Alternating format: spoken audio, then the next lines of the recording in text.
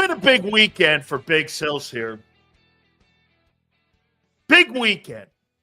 New digs, as you see, working on the background, getting all our stuff back up again. So, of course, we have the City of Brotherly Love behind us. And boy, I'll tell you what a day already. What an absolute day already. Super Bowl MVP. And I'm sitting there like, hang on here. You beat the shitty Cowboys as always. Here we go again. Here we go again. Here, you beat nobody. Now, look, again, we're going to find out over the next 3 days who you are. By the way, also, we are powered by our friends at BetUS for the next 4 hours. Please check out the website. We so appreciate you guys. What a weekend, man. I'm moving all my stuff and moving into a new place, and what an absolute nightmare that's been. Not as bad as the Cowboy nightmare going on. It is week 10 of the National Football League. Finally, it closes up tonight. Then we move on to week 11. Eagles in a short work week. They've got the Commanders on Thursday. We're already hearing, look at that superstar team. You've beaten one team with a winning record. Pipe down. Because the voice of reason is now here. The voice of reason. Not that shit you hear on WIP or not that shit you hear with Xander. By the way, Xander will join us at 3:30. JAKIB will join us at 4:30. So again, we'll give you our takeaways. We will also give you the numbers, and we'll give you our game balls here.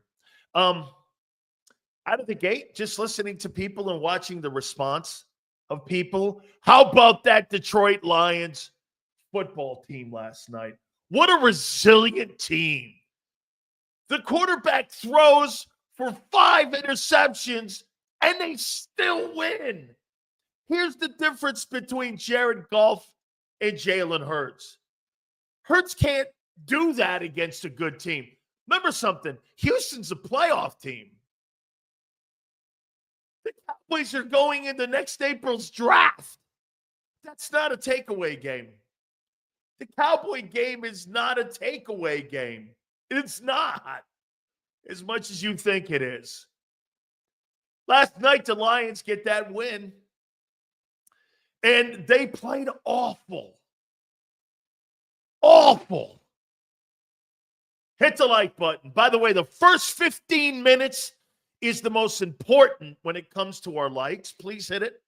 Give us a running total after 15. Let's see if we can break some records right now. What I'd like to do from this day forward, November 11th, I'm going to keep a running tab to see if we can beat that number each and every single day. 15 minutes. Someone give me a running total on the like number, and I want to try to beat that each and every single day. Also, all super chats, like you see Brian here, all go to the top.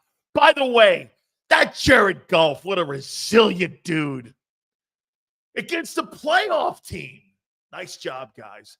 Sills, besides the 5 sacks, missed reads, red zone interception, and a fumble backed up, Jalen Hurts had a masterclass day.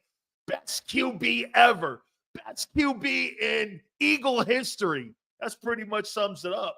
That's how I saw the game. Yeah, but here's certain people, and I won't name any names. He had a little slow start, but he rallied and played great. Okay, so half the test you sucked, and then the other test, part of the test, you were good. You know what that means? You're 500, which means you're average.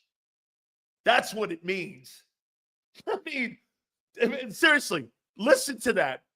I mean, again, not to mention any names, but, he didn't really get out to a really strong start. By the way, that shitty first drive again. I mean, how many drives did he start this game with? And it got messed up because of sacks. 5 sacks against that team? Are Eagle fans beating their chests? Yes, they are beating their chest. They think they're going to New Orleans. They think they're going to New Orleans beating nobody. Don't wait. Hey, we're going to find out. By the way, I will officially change my tune over the next 3 weeks on how the Eagles play. I promise you. But I don't think I will. Sills, I agree. This isn't a takeaway game. It's not. Way to go. That's the joke. But every game I'm buying more and more into this young defense. I'll take that. All super chats go to the top. First 15 minutes, we're trying to break records now when it comes to the like number. Hey, Xander, I just missed Brian's new super chat. If I could get that up there, please. I'd appreciate it. Absolutely. This is not a takeaway game. Relative. Sills, close the curtains, man. I can see you because of the sun glare. No, you can see me because it's Big Sills. Xander, I missed the super chat from Brian. I want to make sure I get that bad puppy up there. See here. See if he wants full credit for half the work. I mean, these bums praise mediocrity. Absolutely. You're praising a mediocre performance. Sills, he had 4 touchdowns. Against that? Don't start your shit, Sills. We busted that Cowboy ass. Yeah, I know you did. Going to get to my takeaways here in a minute. Please hit the like button. Hey, by the way, was there a Jordan Davis sighting anywhere? That kid sucks. It's official. He sucks, man. I mean, when he register 1 tackle. Oh, by the way, congratulations to Bryce Huff. It's only week 10 of the NFL, and he's got an official full sack. Holy shit. Unbelievable sign by Howie Roseman here. All right. Let's get to the takeaways here. By the way, give me a grade on what you would give that Eagle performance against the Cowboys. Hit the like button, please. And by the way, 15 minutes in, give me a like total number. What'd you think? Give me a grade. A+ is senor. B, says Sue. Let's see here. They were running right at Dean and blitzing Hurts like the Bucs game. I could see it already. And where's the blitz read? No Barkley, no Hurts. Brian C. There you go. B+. Okay. Behave, Dan. William Penn is over your shoulder. William Penn is a truth teller. Truth, justice, and the Big Sills way. Here's my man Bob. Yeah, Sills is broadcasting live from Trump Tower. Yes, Trump Tower. I'm broadcasting live. Sills, here's the takeaway. Young Eagles did not play down to their competition. They knew they were better, played better, and even when they stumbled, they never let up. Absolutely true. Ricky Ricardo ran all over them. I was shocked he had any yards. I'm not giving no grade for this game. There you go. Now, I like that. There's takeaways from it, though.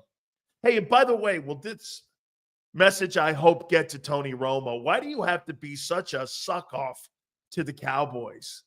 I mean, my God almighty, they're horrible, and you're trying to find excuses on why they're horrible. Why don't you just say it? Your owner did not put a good football team together. Your owner in the last 30 years has 4 playoff wins, and it's a fraudulent franchise now run by a guy who's a fraudulent general manager posing as a GM. Why don't you just say that? I'm sorry, 304, to be so hard on your team, but that Dallas Cowboy team has been driven into the ground for 30 years by that owner. The lack of institutional control in knowing roles, head coach, personnel director, general manager, owner. has influenced that football team for 30 years. And it came to a head. Jerry Jones is out of gas. That team is ass. I'm telling you, the Dallas Cowboys are in worse shape than when Jimmy took over when they were 1-15. It was not a takeaway game. Hurts isn't elite. He's still working.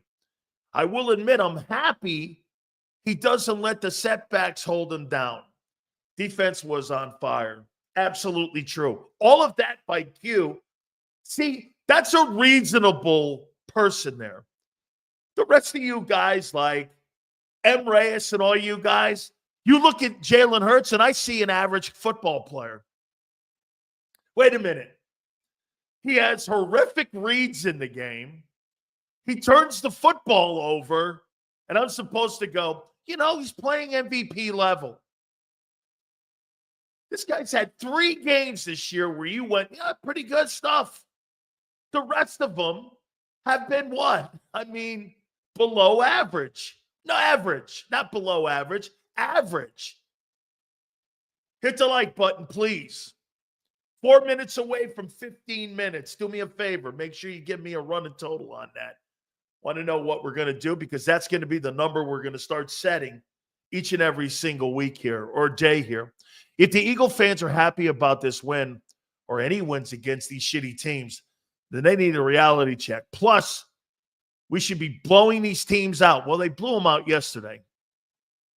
We should act like we've been there, like a championship football team. It's a great take, Polska. Absolutely great take. After the Eagles shut down Washington, no more Owl. Okay. No.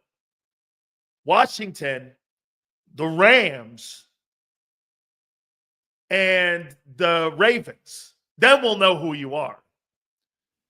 You think Deion and Shador will be in Dallas next year? I don't think Deion will. I wouldn't want Deion Sanders as my head football coach in Dallas.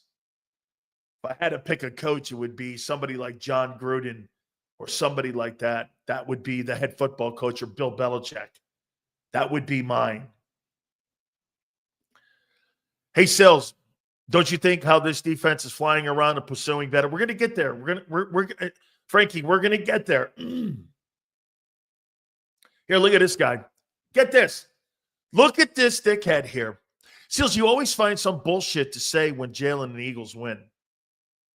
Okay, it's a personal opinion, and it's my takeaway from that game that the Dallas Cowboys offer nothing up for me to take anything away from, except a few things. It's an overview more than factual things because I don't know how good Philly is, and I surely do know how bad. Get this. I know more about Dallas being bad than I know how good Philly is. That's a fair comment. The Dallas Cowboys they can't run it. They can't stop the run. They can't play pass defense. But you know what they can do? They can pass rush. And the one thing they did great is get to your guy. Your guy holds the ball too long. Your guy holds the ball too long. And with a competent offense on the other side of the ball game, you would have lost that game because Dallas had your ass. Jalen Hurts looked average in that game. I'm thoroughly convinced if Jalen Hurts took a shit that these dudes like M. Reyes and LJ might sniff it. Jalen Hurts is Will Levis. Brian, love you, man. Okay? Hit the like button. Appreciate it. We are 1 minute away. Want to get a number on that like number. See if we can really bust it out here. All super chats go to the top. Let's see here. Seals, could you imagine a player talking about Jimmy Johnson the way Micah talks about Mike McCarthy? Micah Parsons is a piece of shit. I have no respect for him. None. This guy thinks he's like the star. He's not. I mean, he had a really good game, but still, you can't be you can't be decisive like this, and you can't be a person that's on an island. Look at me, I'm great, and you suck. You're in this together, man. He's an awful teammate. Yeah, back to my takeaways. Tony Romo, stop sucking off the Cowboys. It's unbecoming of a broadcaster. I mean, if you're going to try to have some partial takeaways on a game and you're going to broadcast a game, act like you're not rooting for the Cowboys. Once again, that first drive ended by, what was it, third and 33? Sack. I mean, I don't know. That first drive, and then Cooper Rush gives him a gift and hands the football back to the Eagles. I mean, absolutely awesome. Awful. By the way, that red zone pick he threw was terrible. Was late. Wasn't reading. Going across the middle again.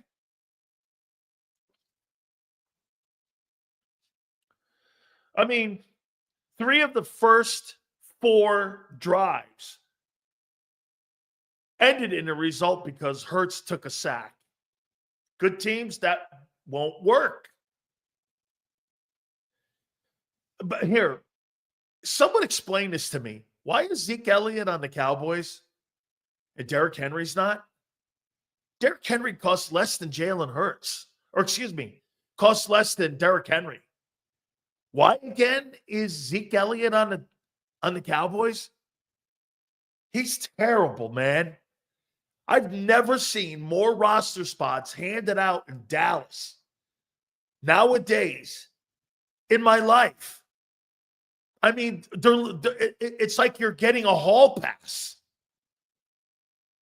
Unbelievable on why that guy's still on that football team. I cannot believe it.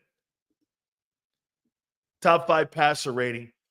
Guy was average. Get this. How about your passer rating and go like this? This guy had horrible throws in the game, 2 massive turnovers against a shitty team. Thank God. Top 5 passer rating. That's what you came away with last night, was a top 5 passer rating. Okay. Well, there's nothing to explain to you then, and nothing more I can tell you. If you thought that was a top 5 passing performance by your quarterback, you don't know what you're looking at. Top 5 passer rating. You're right. That guy looked great last night. Oh, my God. I'll tell you who did look great. This Zach Baun guy is unbelievable. I was on the postgame show with John McMullen yesterday. I implore you to go back and watch it. I've rarely seen shit like this. I mean, Xander wants to give credit to Howie Roseman. No, you give credit to Vic for finding him and Howie for signing him. Just like Jeff Stoutland. Vic Fangio is now a linebacker guy who knows what he's looking at, and he tells you exactly what he's looking at, and you know who to go after the same way Stoutland knows what to look for in an offensive lineman. Howie gets credit for signing him, not finding him. There's a big difference. You know why that's a true thing? He can't draft him. If Howie Roseman could find linebackers, don't you think he'd be drafting them? Ask yourself that. All these people now in Philly going, this is one of the greatest signs by Howie Roseman. He did so little in this process. Vic goes, I want this guy. And he goes, okay, and he signs him. How does Howie get credit for that? Using somebody else's money to sign a guy that was recommended to him by Vic Fangio. How does that guy get the credit for it? He didn't find him. I could see if Howie Roseman had been drafting linebackers and you guys were linebacker central. But you're not. You whiff on more NFL linebackers than anybody in the NFC East. Any fan that says you shouldn't be happy about a win in the NFL is a dumbass. Get this. Wins in the NFL are hard. Sills knows that, but not a champion yet. How about this, Anthony? Wins in the NFL are hard. I thought we were beyond wins with your team. I'm not talking about just fucking wins. I'm talking about championship teams and championship contenders. That's what I'm talking about. I'll tell you what I could do for you, Anthony. If you don't want me to have a champion mentality about your team and start rose pedaling it again, like many people in your city do, you want me to do that, rose pedal it? Sure. Then we can sit here. We can feed you all the bullshit in the world and sound like every other guy. What we do here is we try to get to the last 5% here. You know how many people, the difference between a champion. That Jared Goff won too, dude. I guarantee you, Jalen Hurts throws 5 picks. You ain't winning that game. No. You ain't winning that game. No, that's not happening. One of my issues last year was we played so close against crap opponents. This year looks different, mainly because of the secondary. I'm going to get there to you. Please hit the like button. By the way, give me a running total on our like number right now. I'd appreciate it because remember, that's the number I'm going to set, and we're going to try to beat that number each and every single day. I appreciate you guys coming aboard here. Can't thank you guys enough here. Objectively analyzed. RPO, level accuracy on deep balls. Can read the needle when on the move, especially in the red zone. Tends to fall asleep in the pocket. Gets greedy unnecessarily. Yeah, 139. Thank you. 139. That's what we'll write down. Try to beat that tomorrow. Let's see if we can get this bad puppy over 450 today. Appreciate you guys immensely. You guys are awesome. Hit the like button. Thank you, guys. All right. Zach Baun, let me get to the defense. Is the person in here that said that Sills, the defense is ahead of schedule? Is that person in here? Because I'd like to give you credit, and I'd like to walk back a comment. Birds have the best roster in the league. No, they don't.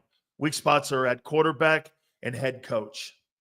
I think your edge rushers need some work.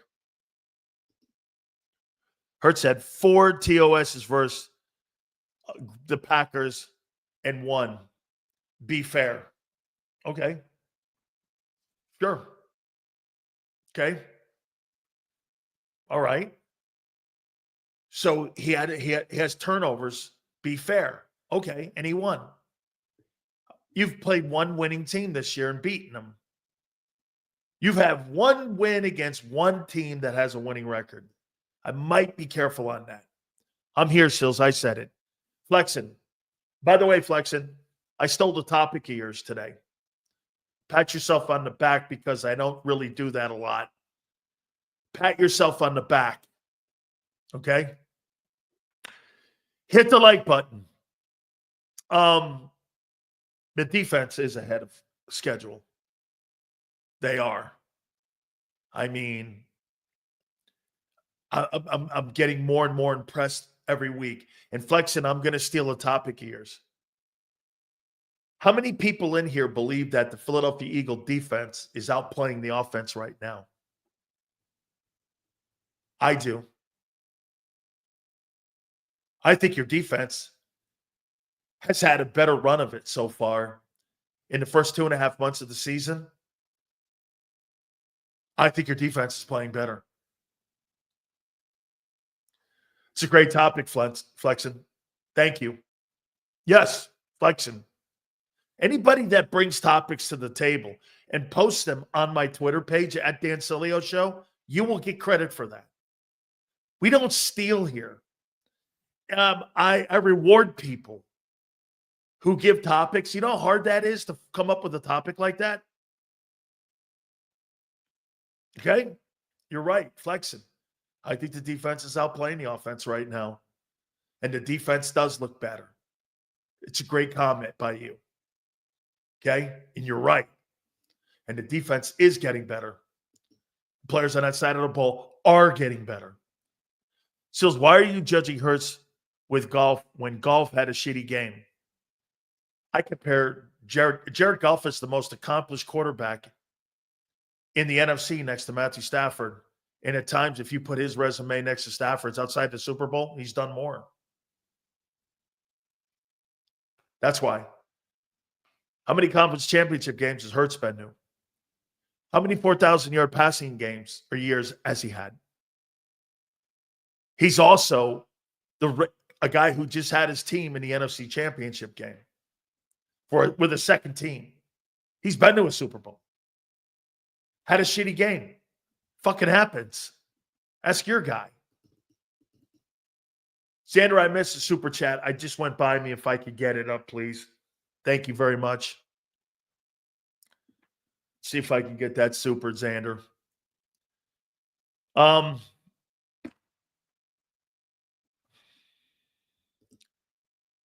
You said beginning of the season yourself that this young defense can do what the Chiefs did last year and improve come this time. They will be Super Bowl contenders. I just said I'm going to know more Washington and the Rams and then Baltimore. Hey, do me a favor. Xander must be busy. If you whoever put that super chat up, I'll read it and just say that you sent that there because I missed one here and I want to make sure. There we go. Thank you. I know Xander's doing a bunch of stuff right now. You're welcome, Sills. You can steal anytime. Flexing was a great topic. I think your defense is playing better than your offense right now. It's been more consistent, Flexing. It has. You're right. And it is ahead of schedule. And what I love about it is the youth and the energy. Vic Fangio was getting killed by people like Jalen Ramsey last year when he was the DC down in Miami. Well, I'll tell you what, it just shows you, even if you're an old guy, you can connect with young players if young players are buying in. And they're buying in Philly with him. It's a perfect match. Jacoby Dean is benefiting from him. Zach Baun is playing out of his mind. I mean, Quinyon Mitchell looks like he fits. There's so many good things that was implemented in the offseason, mostly by Vic. Okay? Mostly by him. Get this. Even the tackling is starting to improve. Please hit the like button. We appreciate it. Hey, by the way, Trey Lance has got to be one of the worst quarterback prospects in the history of the National Football League. The 49ers gave up 3 first-rounders for that guy. Unbelievable. Drafting the kid and then 2 more. I mean, this guy's a worse pick by far than Carson Wentz. Wentz did things. This guy did nothing. It will go down as arguably one of the worst draft picks in NFL history. I say Trey Lance is a worse draft pick than Ryan Leaf.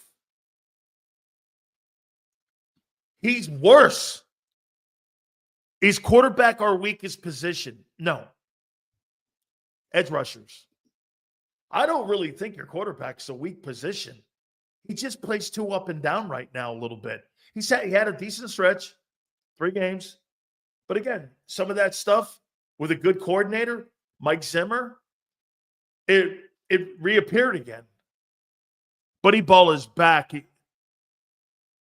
F them Cowboys and Parsons. Yeah, I got no respect for Parsons at all. Yeah, but here's the difference, though, Damon. This was 3 1s.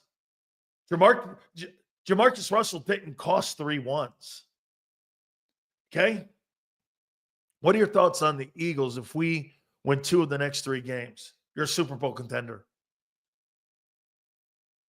You want to hear it? I'll tell you. If you win 2 of the next 3 games, you're a Super Bowl contender. And if you win all 3, you'll be the leading contender for the NFC Championship.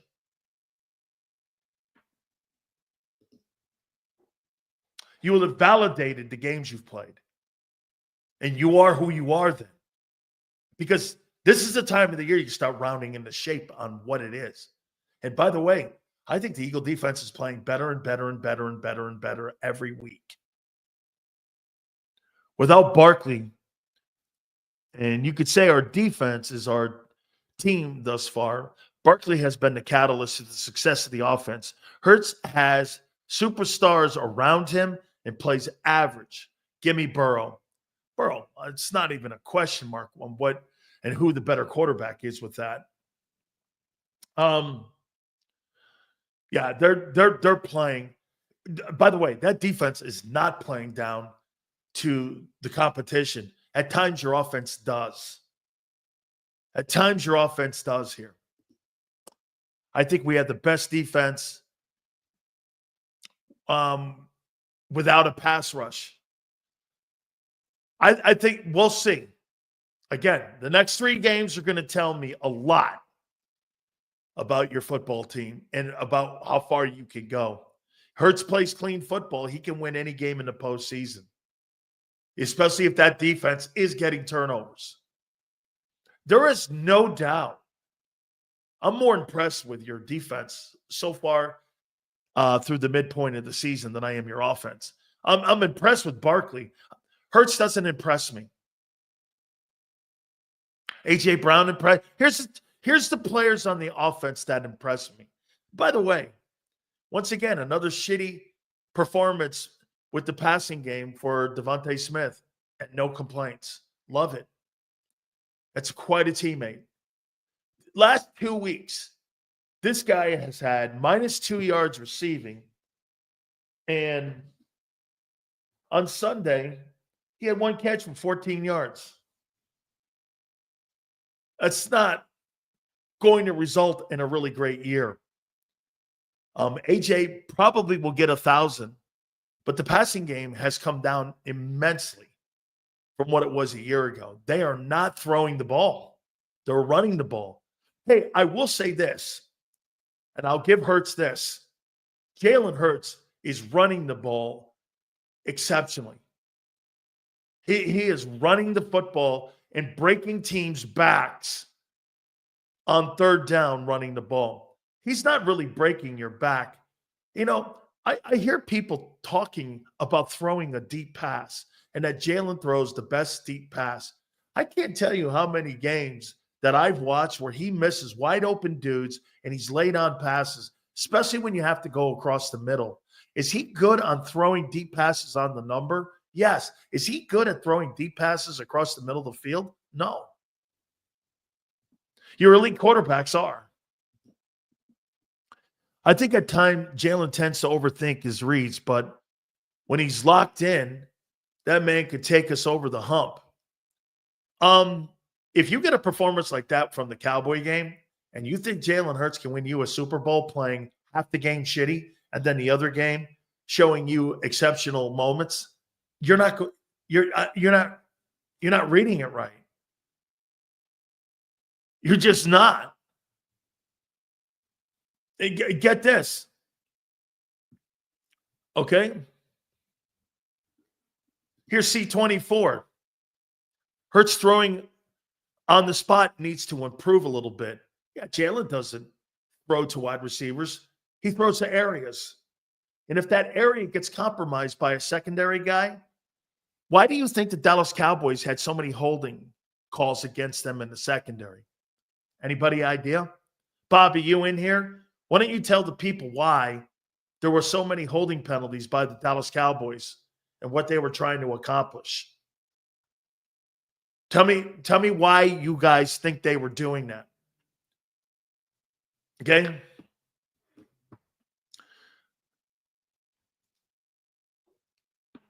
Senor's in there. Senor's in there. Bob, tell these people what they're doing. They're trying to disrupt the routes of the Eagles because Hurts throws the spots, like C24 said. He doesn't throw to wide receivers. His anticipation on the cuts, not quite trusting. That's why he holds the ball too long. If you watch the game again, you could see it. The Cowboys had numerous calls in the secondary for holding. By the way, I'll take a holding penalty over a pass interference. So you know what you do? You grab the guy at the line of scrimmage. It's a great way to get over on pass interference. I'd rather hold you sooner than later. If I know you're going to go and you have a shot at getting open, I'm going to grab you. It's a lesser of a penalty. It's a lesser of a penalty, man. Plus, you may get away with it and disrupt the route. Akbar. By the way, please hit the like button, guys. Jalen looked like he's taking steps. I don't deserve an ass whipping. We know his shortcomings, and he could see it. He's working on it, even though he had a few ball-hugging plays. I mean, the sacks were on him. Hot take, Baun playing like the best player on defense. Nick, not only the best player on defense, one of the best players in the NFC. Unfortunately, he won't make first team All-Pro because that's not how the voting goes. If he could play like that next year, he'd probably make first team. Tim Waltz would be a better GM than Jerry. Might be a better linebacker coach, too, than Mike Zimmer right now. Mitchell's defensive rookie of the year. He's in the conversation. He's in the conversation. Okay? He is. He's better than I thought he was. By the way, again, you got to really kind of thank Vic Fangio for this. Why? Zone safeties, both these Cooper. Boy, I'll tell you what they did here, man. Those two gentlemen, Cooper DeJean and Quinyon Mitchell, they got the right coach for him. That is totally Vic Fangio. Those guys played zone in college, and it's translating right now. It's totally translating into the NFL. They understand the scheme. They understand the responsibilities. They know where to line up. They know how to play the coverage. They know where they're going and what they're doing here. Okay? Hey, and for the record, C24 brings up another point. Xander and I have gone back and forth on Darius Slay. Won't make the year. Every single game. And by the way, he's falling apart. That's why you're going to see more Isaiah Rodgers. Got to get Isaiah Rodgers up to speed. Here's the thing. That guy's not going to crack an egg when it comes to tackling. But I don't think you have to have that guy anymore. Not in today's NFL. I think you have to have cover corners. And whether or not those guys are, I mean, there's rules on tackling now and hip tackles. One of the most important plays that a corner had was the hip tackle. You can't even do that any longer. So getting a guy on the ground is more of a hurting thing. So I'm okay with Rodgers. Rodgers get more playing time out there. Dude, this stuff with Keely Ringo, he's not as good as Keely. He's not as good as Isaiah Rodgers. I don't believe that. Well, he's a better hitter. I don't give a shit about hitting right now. I care about covering. So since Vic has and was the defensive consultant for the Eagles in 22, now the DC, could Vic be the answer we've been missing since 22? He is the answer. Jalen is top 10, but elite minus turnovers. Here, this guy wants to tell you a third of the story. Okay? I mean, you got to remember something about Darius Slay, too. I mean, Darius Slay will not be a Philadelphia Eagle next year. This is it. And what you could do right now when you're a veteran guy is showing that you're working with younger players so that you would be a viable sign for some other football team. This is the last year in Philly. He's just about out of gas. Sills, is this defense better than 22 right now? Nick, that defense was second in the league in pass defense, and you had 70 sacks. What do you think? They had 70 sacks.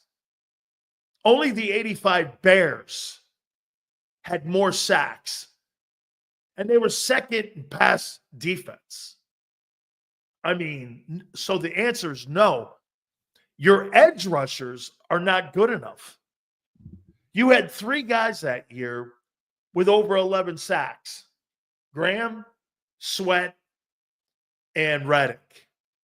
211s and a 16.5 sack guy. You're nowhere near that. And you had an interior line that had a defensive tackle with 11 sacks, and the backup, starter, Fletcher Cox, had 6.5. That was elite. Veterans.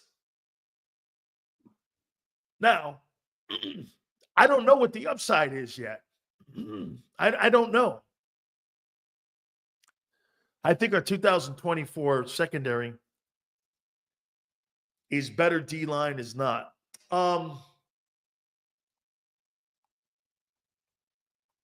So you had 2 Pro Bowl corners that year in 22, and Slay and Bradbury. You think you're going to have 2 Pro Bowl corners this year?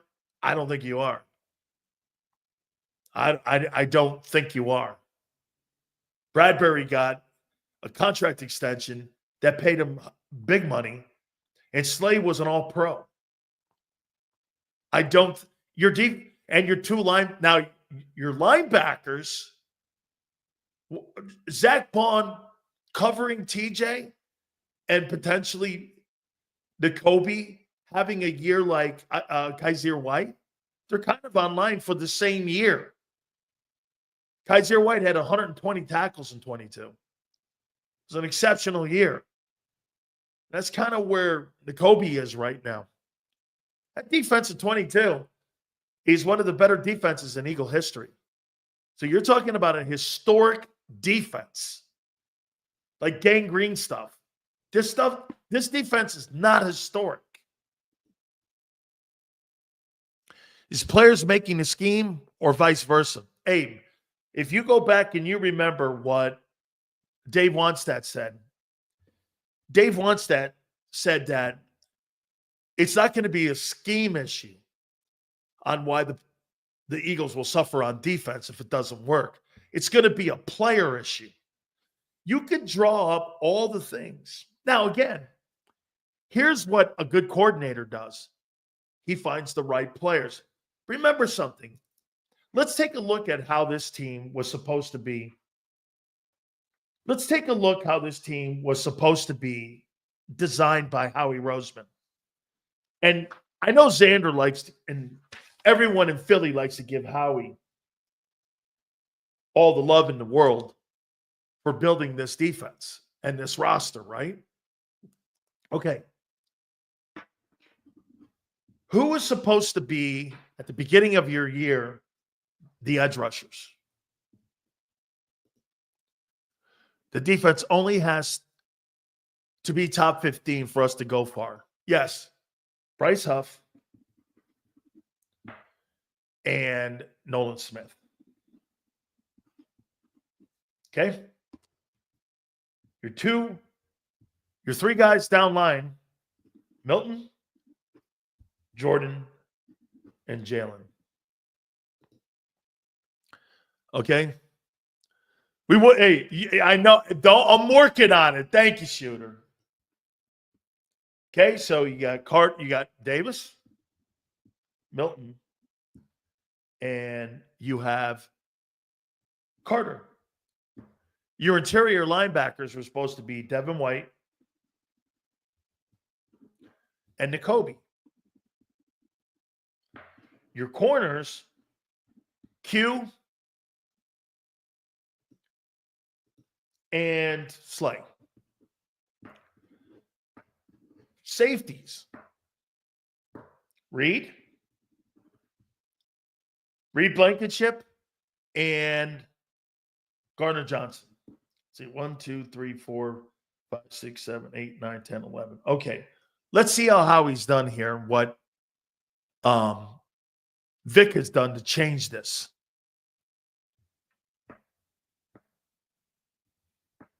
Nolan Smith doesn't start. Your 2 edge rushers do not start. 30th pick and a $17.5 million sign. You got Brandon Graham and you got Josh Sweat signing at your edges now. They were trying to trade Josh. So your 2 edge rushers, Howie was trying to have those two guys as the starters. Vic said no, they're not good enough. Devin White was brought in to be an interior linebacker. That's out.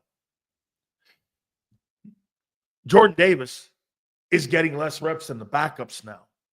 This pick down here is Clint Hurt and Vic Fangio giving more reps right now.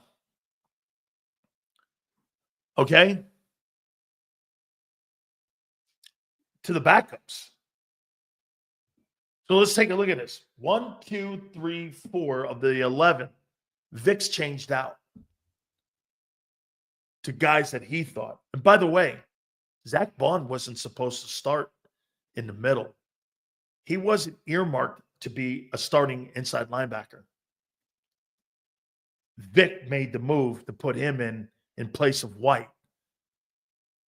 So people are telling me, well, Howie gets credit for... No, he didn't find him.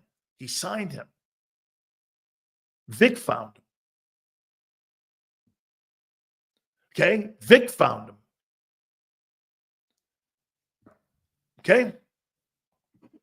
And by the way, the slot, you brought Monte Maddox back. Well, that didn't work. So now you get your rookie in there, Cooper. Okay? And that's a draft pick. You got 2 rookie draft guys now playing, Q and Cooper in the nickel. Right? 4 of those men were supposed to be Howie signs. Vic Fangio changed them out.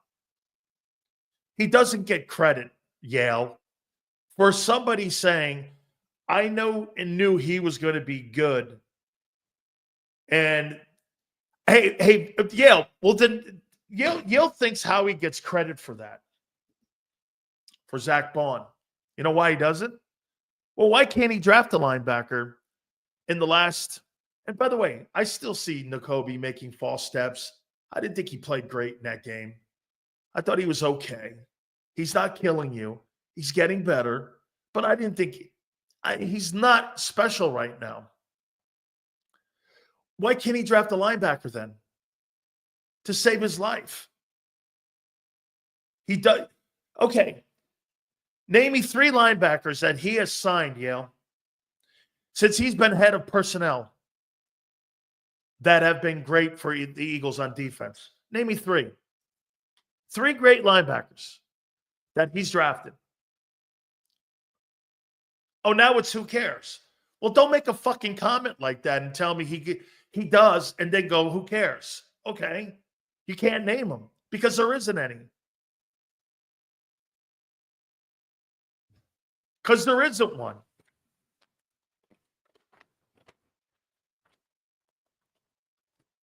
Oh, okay. Who cares? Who cares that he... Get this. Dean is not a Pro Bowler. Dean's playing decent ball. Now he's a top 5 GM when I just make a point. Yeah. It's like it's like giving credit to Nick Sirianni for being a great coach because his record is what it is. I'm not debating this. So let's go to the numbers here. Then we'll do our game balls in order.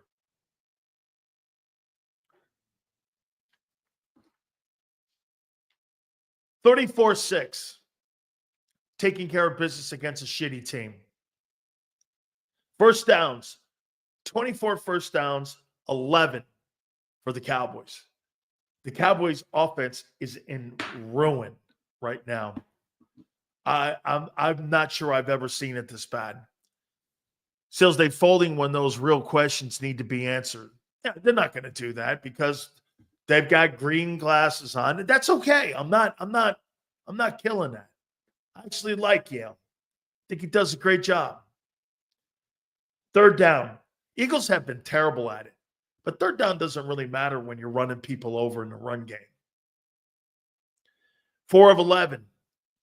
I can't remember, but maybe 2 or 3 games this year where they've had that number north of 50% on third down. They're not one of the better third down teams. But when you're a running team, you don't really have to have that number because the majority of the time you're in third and one or second and one, and you're getting first downs because you're running the hell out of the ball. So it's not really a number when you're a running football team. The Eagles are a running football team. You may not have one wide receiver this year over 1,000 yards. Eagles heads Kendrick, Jordan, Hicks, Edwards. Edwards was not drafted. Kaiser was a free agent. Oh, didn't keep any of them. Right. Correct. Because they don't know what they're looking at linebacker. They have no idea. Just like, here, let's do this. To Yale's point, who gets credit for recommending the Eagles when they draft an offensive lineman? You think that's all? You think that's Howie, or you think that's Jeff recommending the players that he wants him to sign? Or do you think Howie's just picking? Yeah, I got that one, Xander. Awesome. Thank you, Sal.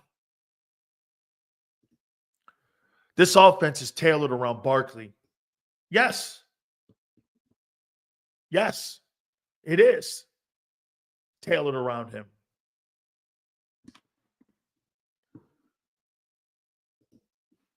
Seals, the real issue with this linebacker group is that Dean and Baun are playing so well that it will convince Howie that he can continue to ignore the position. Vic will be expected to do more with less. Yes. Remember something. Vic found this guy in special teams in New Orleans and was recommended by Vic Fangio. That wasn't a sign where that guy evaluated. He doesn't evaluate linebackers well. That's his history. I mean, it's totally the history. By the way, you don't think that guy had any influence on drafting that style of cornerback when it came to the zone safeties, corners that you signed and drafted, and Cooper DeJean and Quinyon Mitchell? You don't think that had anything to do with the scheme of plug and play? Well, if you think that, then everything I've said to you, you have no idea what I'm talking to you about. Okay? Nothing. Please hit the like button. 65 total plays for the Eagles. That's around the right number. I'll tell you one thing that they're doing great on defense. Man, they are holding a bunch of teams under 60 plays. When you do that, you are going to win ball games big time. Okay? You're going to win a shitload of games. Total yards. I can't remember the last team that a team had over 200 yards of total offense versus that defense. Eagles 348, Cowboys 146. God, that thing's bad. However, they killed them. They killed them. Okay? Did they do their job? Yes. Did they smash a shitty team? Yes. They didn't do what they did in Cleveland, and they didn't do what they did in the Jaguar game. Let them hang around. They killed them. Alex Singleton, who's now on Denver, really good ball player. Okay? Passing 161. I'm not sure I've ever seen this. John McMullen and I were laughing at this. I can't remember the last time I've seen a team have 49 yards passing. I mean, honest to God, and I'll make this a Sills thing, I think the last time I've seen a team have 49 yards passing is what we did against Penn State in the national title game. I think we held them to like 30 yards passing or some shit. I mean, that's the last time I remember a number like that. In that national title game, I think we held Penn State to 30 yards passing and lost. Rush, 187 on 38 attempts. The attempts are getting great. They're dwarfing the quarterback passing the ball. John thinks that's situational. I think that's now schematically what they're looking at doing. I think that's schematics. Cowboys 24 carries, 97.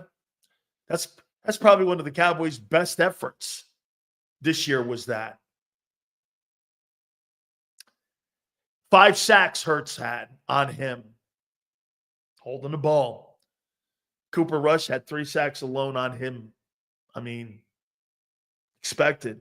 You held the ball for 34 minutes. Cowboys had it 20. Cowboys had the ball 26 minutes and threw the ball for 49 yards.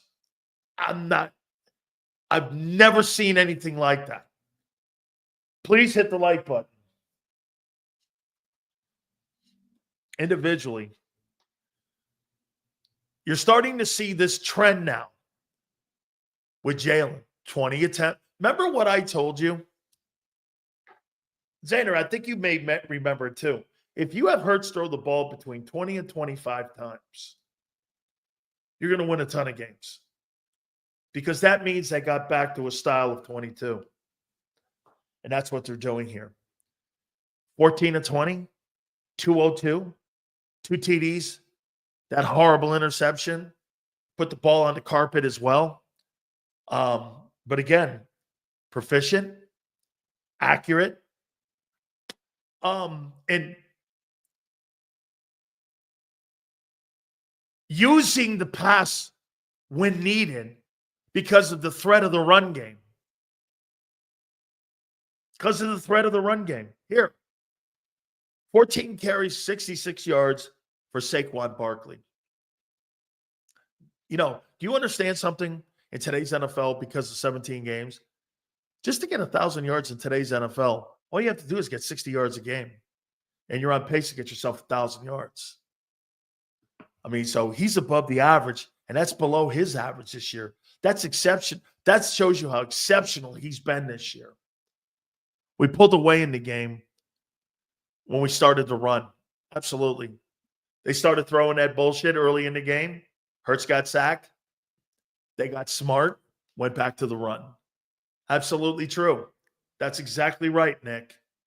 They were throwing the ball. Hurts was taking sacks, kept the game close.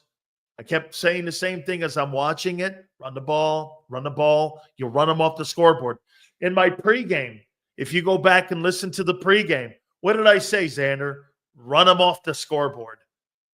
Get that ball and run that thing right down their throat. Dallas can't stop it. You give them the ability to stop and get sacks and 3 and outs, you're going to keep them in the ball game. You're not a high-powered offense when it comes to throwing the ball. Look, like I said, here, I'm going to make a point to you guys on how this is changing from the last 2 years. And you'll understand where I'm coming from here. And I'm not bitching about it. You're getting back to being you're more proficient. I mean, Barkley's 9 yards away right now from having 1,000 yards rushing. I mean, he's having an exceptional year. Here's where we are right now. And this is what it looks like. And this is what it's going to look like by the end of the year. Hurts is on pace right now for 23 touchdowns, 9 picks, 3,700 yards, 69 quarterback rating. It almost mirrors 22. It was 37-01, 22 touchdowns, 9 picks, or 7 picks. It's the same.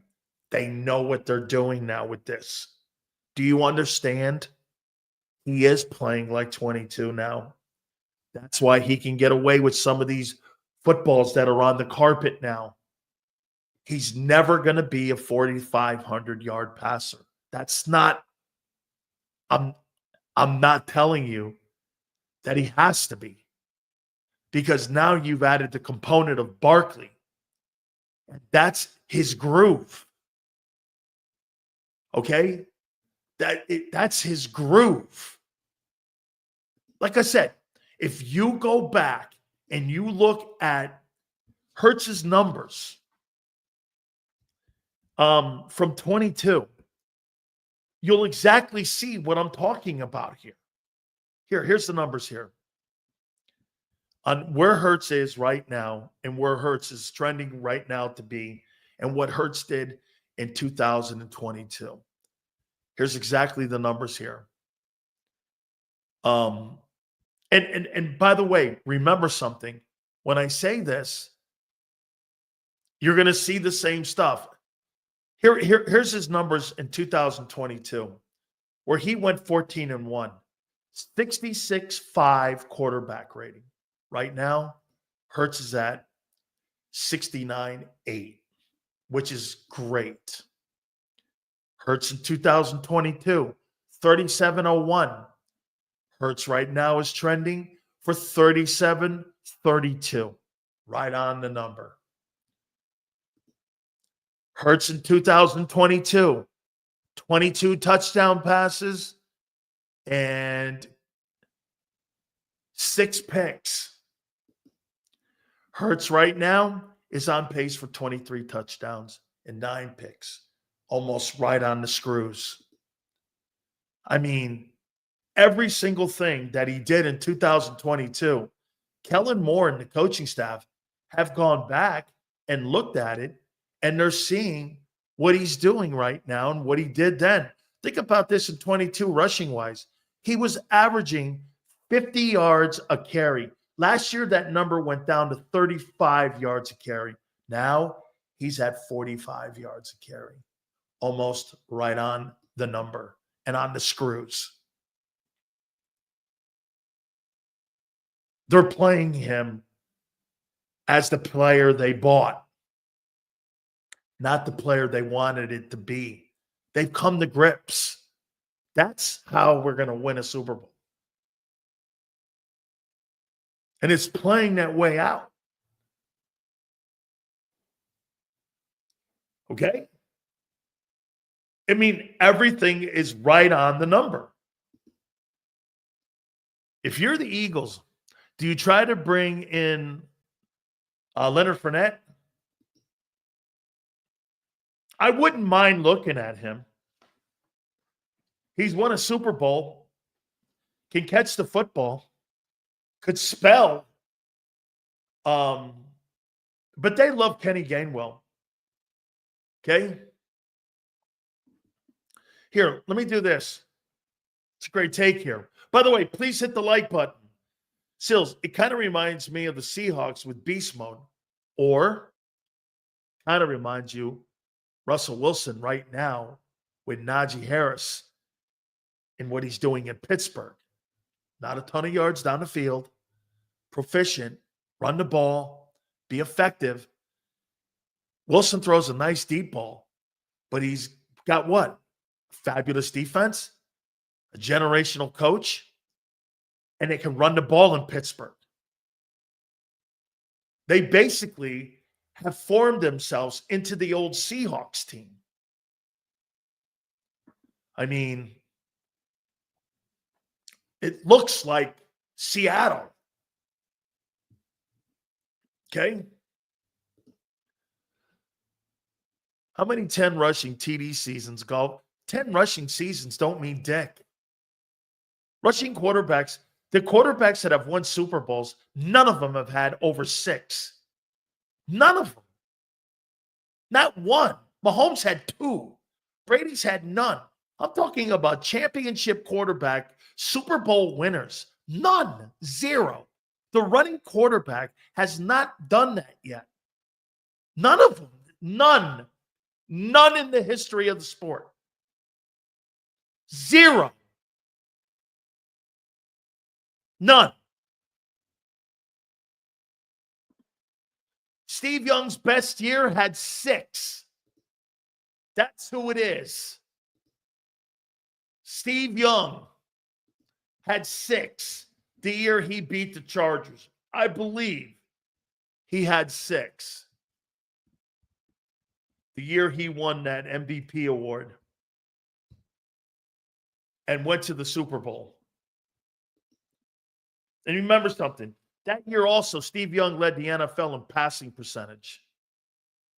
Now, Young was an exceptional runner. Rushing touchdowns. Steve Young. 7 it was. Excuse me. He had 7. He had 7 that year. I believe they won in 94. if I'm not mistaken. I think it was the 94 year that they won that Super Bowl. He had 7. Nobody in the history of the sport has done that. And by the way, like I said, that year, Steve Young was exceptional in the passing game that year in 94. I think they won the Super Bowl, and I think he was all pro that year in 94. He led the NFL in so many statistics that year. Yeah, he led the NFL 70% completion percentage, 35 touchdown passes. He was exceptional.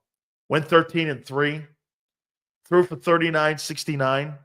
Young's got a couple 4,000-yard passing season. Steve Young was a weapon. Okay? McNair didn't win the Super Bowl.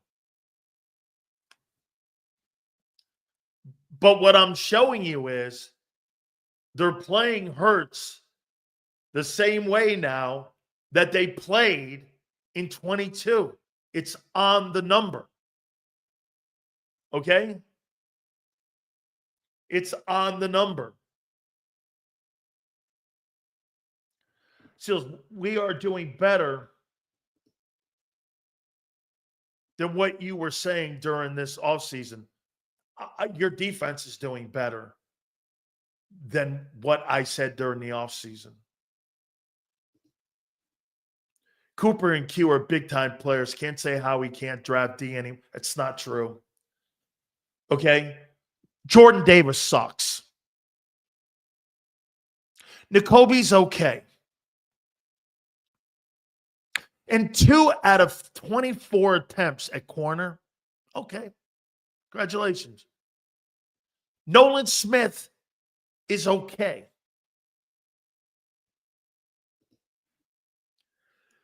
Sills, the last 3 to 4 games appear to have given this young defense confidence and belief they can do it. Hopefully, Vic has the ability to deflate and inflated egos. I think he has. Very possible to look good, but play bad. Yes. Okay. Yes. AJ got his numbers. 5 catches, 109. The rest of them got nothing.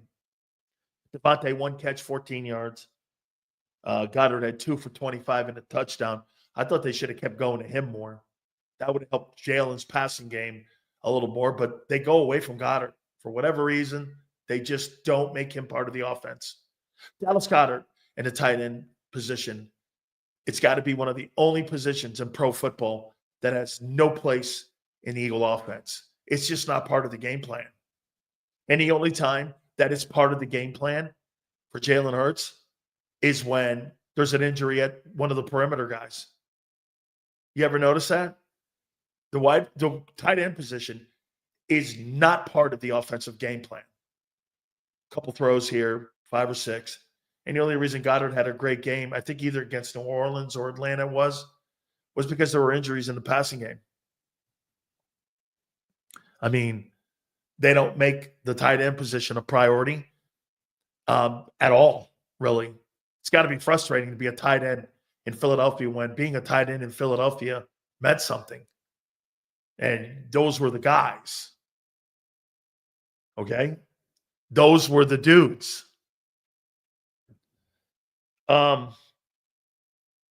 Zach Baun, 8 tackles, 3 solos. Gardner Johnson kind of got going here. 7 tackles, 2 assists. Cooper DeJean, 6 and 3. Milton Williams, 2 tackles, 2 assists. You had an opportunity here to get a sack, tackle for loss. Bryce Huff showed up. Tackle, sack, tackle for loss. Cowboy numbers are terrible. Cooper Rush, 13-23 for 45 yards passing. Lane or Trey Lance, 4-6, 21 yards passing and a pick. Ricky Ricardo, 15 carries, 53 yards. I mean, Dallas Cowboys were just terrible in that game. And a lot to do with the way that the Eagle defense was playing, too. Okay? Did you cry when the Eagles got beat down? Or the Cowboys got beat down? Why? I'm not a fucking Cowboy fan. Who told you that, dumbass? Eagles are still predictable, but Barkley and Hurts running forces teams to play. They are. The running of Jalen has, since the bye, Jalen Hurts' running ability has been better than his passing ability. And he's been more efficient with throwing the ball. Okay? I get this. Listen to this guy, and shows you what he doesn't know. Zach Ertz, they went to the tight end. Jalen Hurts didn't develop fucking Zach Ertz. Carson Wentz did. He was a Pro Bowler, Zach Ertz, with Carson Wentz, not fucking Jalen Hurts. And how could Dallas Goedert be developed when he misses 25% of his game every year? How in the world are you developing someone who's not on the field? Developing? This guy doesn't know dick. That's not a fact. He's a better passer than runner. No, he's not. Anybody who says that's an idiot. Yeah. And Nick Foles developed Zach Ertz. Absolutely. Jalen Hurts, Zach Ertz. Sure. Okay. Right. Big Sills Game Balls. Xander's going to join us at 3:30. Gary Cobb will join us at 4:30. Billy, what's your problem? What aren't you liking what I'm saying here?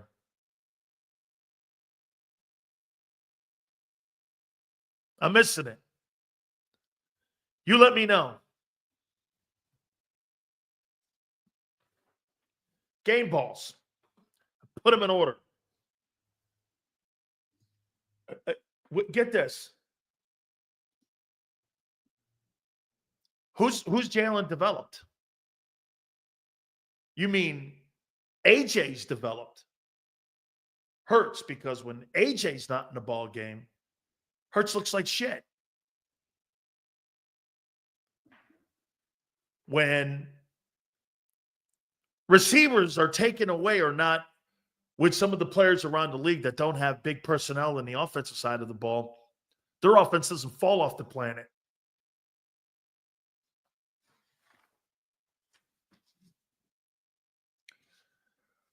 This is in order, my game balls. Who do you think was the MVP of that game? What Eagle would you put as the MVP of that game against Dallas? Hurts can make every throw except across the middle of the field consistently. No, he can't. How about a check down game? That might help.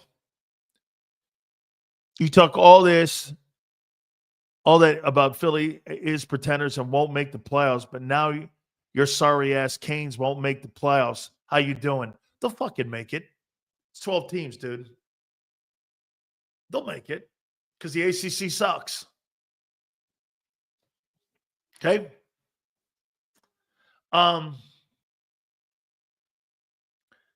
Baun. So get this. Here, just to show you here. Somebody just said Jalen Hurts is the MVP, a guy who fumbled the ball, missed passes, INT. He was the MVP of the game. Okay. Zach Baun is number one game ball for me in that game. Number two, as it always is, A.J. Brown, 109 yards. He is without a doubt a top 3 receiver. You know what? If you took, what receiver would you take ahead of A.J. Brown? What receiver would you take ahead of A.J. Brown? Right, Crowley. It'll look bad for them.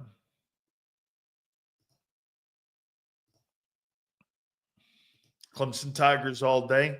That is a worry in the ACC title game. Let's see. Justin Jefferson. I would. Anyone else? Justin Jefferson is probably the only wide receiver that I would take over A.J. Brown right now. I mean, absolutely. Number 3, I didn't think I'd put this guy on my list. I got Gardner Johnson, 7 tackles in the game. I thought he played really well in this game. It was his best game of the year so far. Number 4, I got Milton Williams. 2 tackles, 2 assists, sack, TFL. He played really well in this game. Actually, he's played well the last 3. Jalen Carter, 4 tackles, 2 assists, half a sack, and a tackle for loss. He's a force in the middle. He is my game ball 5. Number 6, I got Hurts here. Because, like some of you say, he stunk in the first half. And when they decided to run the ball, that's when that offense started opening up more. The downfield throws open. You ever notice the downfield throws open up more when he runs? When he starts running, those downfield throws open up for him. And he connects. But when he opens the game throwing the ball, Shitty was sacked 3 times in the first 4 drives, and he killed one of those that was a promising drive, and I think it was the first drive. Then he had a 3 for 33. 3rd and 33. I mean, think about how that looked. First 4 drives, they were trying to throw the ball. They ended in a sack in that sequence, screwed that whole thing up. That's the quarterback, and that's on the quarterback.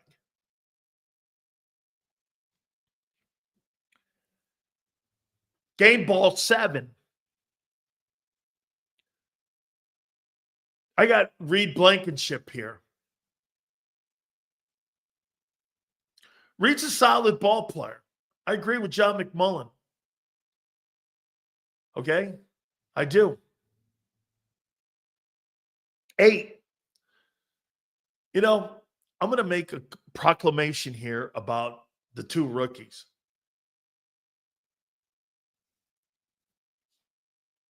I like Cooper DeJean's skill set more than I do Keanu Mitchell. I can do more with him. I can play him in the slot. I might be able to play him at corner. Shit, I might be able to play him at strong safety. I think I could do more with him. I mean, I'm not even sure where I'm going to play him yet. Should I keep him in the nickel? I don't know. Should I try him at corner? Get his ass out there on the corner? See what he can do at the corner? I mean, or do you want him to take over for Gardner Johnson? Okay? I mean, where are you going to play him? And what would be the best place to play him? Now, again, if you notice, I think they've started to take him off those special team things because he's becoming too important to what their attack is going to be defensively. So I'd be concerned with, his durability right now. Remember, there's going to be a rookie wall for these 2 players around week 12 because that's the games they play, and it happens to every rookie. So be prepared for that. Okay? This happens to every rookie. It doesn't matter who you are. Remember this. You guys are loving Quinyon Mitchell now and Cooper DeJean now. Well, the rookie wall is coming. Between 12 and 13 weeks. And we're starting to approach that now. Now, Cooper didn't really play a lot of exhibition football. Q's played a lot of downs. Is that going to wear him out? Playing in the NFL versus playing college football, it's completely a different thing. Okay? So let's see what kind of shape they're in, because that's going to determine. And by the way, because you're in great shape and you can run on a treadmill, that doesn't necessarily mean you know how to play. I mean, Jordan Davis is still trying to figure that out. I think Jalen Carter is figuring that out. Okay? So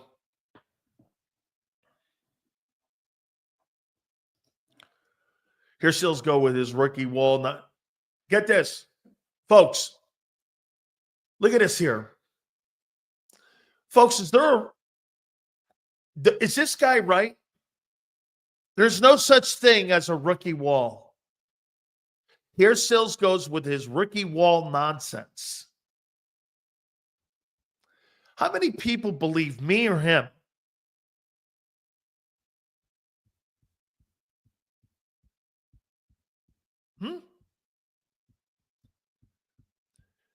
So even when Vic Fangio says it,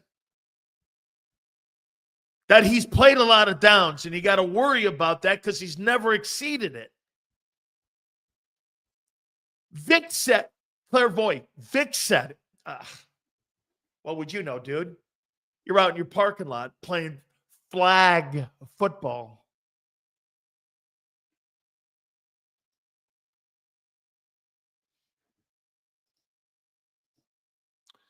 They do.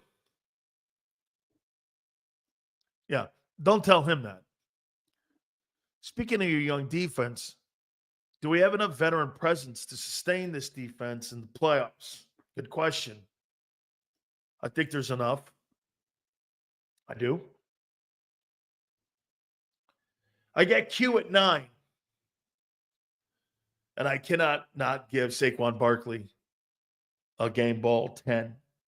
Usually he's up in the top 3, but that guy is too good of a football player and too important of that offense.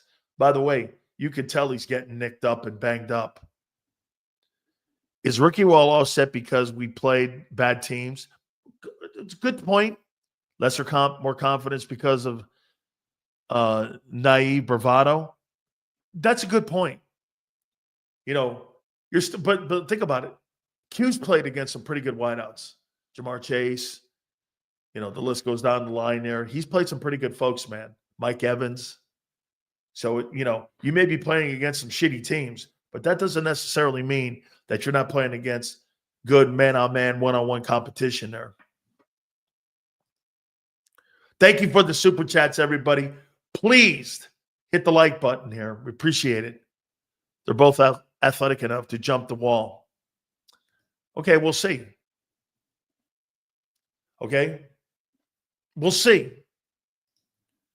So I think Scary Terry versus Q will be a wall matchup. See, here's the thing here too, Brian. It's a good point because that's going to be a great matchup on Thursday night.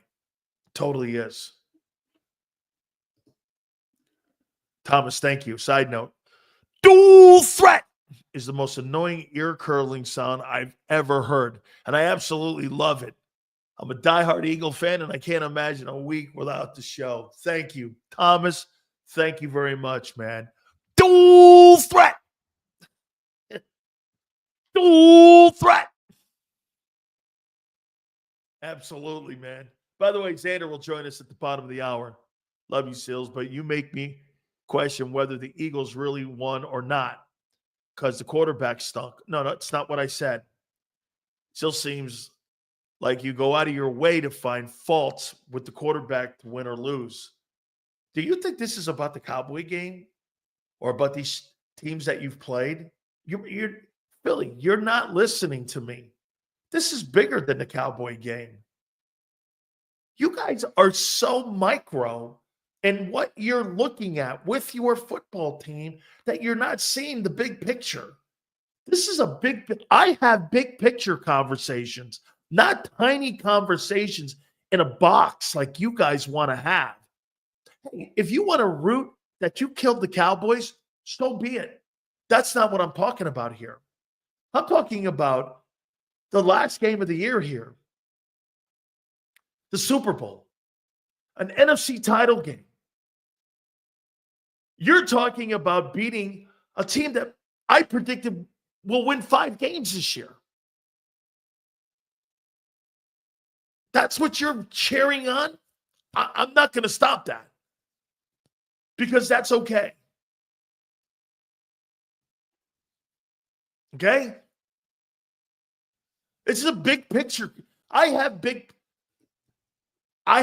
picture conversations with you.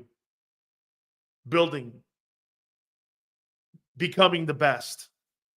Where are you now versus where you were 4 weeks ago? That's what I talk about. Eagle fans aren't used to winning Super Bowls, so they revert to being narrow-minded and brag about beating trash teams on the regular. Got to start thinking about bigger picture like they do in Kansas City. Let me ask you this. That's scary. If the Kansas City Chiefs had lost to the Broncos, do you think that would have affected their season in any way? No, they'd have moved on. To whomever they have, I think Bills coming up. Okay? Look at the Chiefs record. And look at the teams and the quarterbacks they're playing. They're beyond talking about beating the Broncos. You know, the Broncos and the Raiders are just a bigger rival to the Chiefs as the Cowboys are to the Eagles. But it's not about beating those teams anymore. Kansas City Chiefs are chasing down history. They're on a historic run. I can't remember the last time the Chiefs lost. And you know what you get out of people? Well, still, they're not really playing well. I know. And they're 9-0. Hey, how would you like that one? You know, the quarterback's really not playing all that great. And somehow they're 9-0. You know why? Because they have the trifecta. Coaching, quarterback, roster, which means GM. And if you want to put the fourth one in there, owner. Isn't it funny that stupid-ass NFLPA thing comes out every year on the best organizations? You know what the Chiefs got? An F. How can a team be undefeated, chasing down a 3rd Super Bowl, and a 4th in Patrick Mahomes' time, and be an F for a franchise? You know why? Because the players vote on it. Players vote on that thing. See, in Kansas City, it's not about fancy couches or Slurpee machines. It's about winning. That's what it's about. Sills, if it's big picture, why do you forget how he outplayed Mahomes? He didn't outplay Mahomes. Mahomes made the play that won the game. Yeah, but he had a better stat line. He had a better stat line than Patrick Mahomes. I thought the stat line that Patrick Mahomes finds a way to win every game. That's why you say that thing about Jared Goff last night. 5 picks, and they won. Okay. That's how you build that resiliency up. Look at Jalen. Jalen played poorly. Or no, in the first half. Think about it. When they wanted to throw the ball, 3 or 4 drives were stopped because of sacks that he took by holding the ball too long. Those are facts. And when they got back to running it, what happened? Opened up single coverage, and he started dropping those dimes in the second half. So let's do this. Before we bring Xander on here, First part of the test, you got a C minus. Second half, you got an A. Congratulations to you. You fucking failed half the test, and then you ended up in the second half making up for the shitty first half, and you walk out of there, hey, I'm on the podium. I got a C. Sound like Xander and me when we were in school. All right. Do me a favor. Please hit the like button. Appreciate it. Let me get this one before we get Xander. Still sorry for the take you away from football for a minute. You going to watch John Jones fight this weekend? You kidding me? Hey, by the way, you know he's related to Chandler Jones, former pass rusher for the Arizona Cardinals. John Jones is the greatest MMA fighter of all time, and that says a lot for me because I'm a Khabib guy. And John Jones is, I agree with Dana, one of the greatest fighters in the history. All right. Woo! Hold on here. This going to get. I can already tell, man. That football team's on the way to the Super Bowl here, boy. You can guarantee your ass that. You talk to anybody in Philly, they'll tell you right now that was an iconic performance by Jalen Hurts, man. Him putting the ball on the ground like that, those late fucking throws. Unbelievable, iconic performance. With all that said, the host of the pregame, the halftime, post, and Birds 365, he is one of the young stars in broadcasting. My friend, Big Z. What's up, Big Sills? What's up, JAKIB Nation? What's up, everybody? All right. Let's get your takeaways right away, Junior, off this game you saw yesterday with the vaunted Dallas Cowboy team. Well, I'm not going to sit here and crown us Super Bowl champions, but I will say it's another step in the right direction for this football team getting back to where they ultimately want to go, and that's the Super Bowl. I'm not going to sit here and say the things you've been saying I'm going to say. Am I encouraged? Absolutely. Am I thrilled that we destroyed the Cowboys? Absolutely. We got to keep building, and we got a big test coming up on Thursday, which, by the way, I feel good about the game on Thursday. I was doing some research on that Commander team. I think people are a little too high on them, a little too quick. How about your team? Do you think people are a little too high on your team? Well, I think our team has proven a lot more in the last couple of years than the Commanders have. Okay, he see what he just did? No, you asked me a question. No. The crux of our team is still here. Easy. You're right. It's big picture. Yes, you're right. See, one thing you get with Philly guy, very sensitive people. Me, on the other hand, I'm a pacifist. Oh, I'm not sensitive at all. You could say anything to me. I'm not sensitive at all, but I'm going to give you truth, justice, and the Big Z way. Yeah. All right. How about what I brought up earlier, that if you go looking at what Jalen's doing right now, he's right on the screws of 3,000 or 2022, where he's right there at 37. In some areas. Where? Yeah.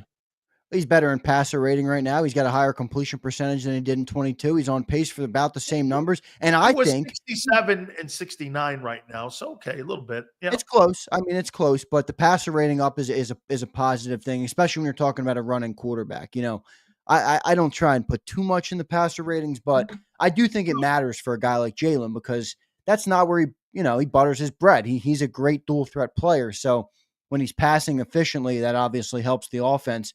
I mean, other than the plays, and I get it. I had some issues with the way he played yesterday, but he makes great plays, dude. He makes great plays. He keeps coming back and he makes great plays. And, I think it's clearly proven we can win with the guy. He's 41-18 or whatever it is, dude. I mean, the dude's record is unbelievable. 41-19, I think it is. It's just the dude's a winner. He's a flat out winner. So Brock Purdy's a winner, right? Yeah, well, I'm not going to call Brock Purdy a non-winner, so that's not a. Yeah, I mean, he was if great people out there, yeah, he was. But look, I'm pretty high on Jalen. Does he have things to clean up? Absolutely. But dude, I mean, look across the league. Every quarterback in the league has moments that you look and you say, okay, they could clean that up. And when you're zoomed in on the Birds, it's easy to sit here and nitpick. And I get it. I get why everybody does it. I do it. I mean, I did it on the halftime show where I'm like, what the hell is Jalen doing out there not getting rid of the ball?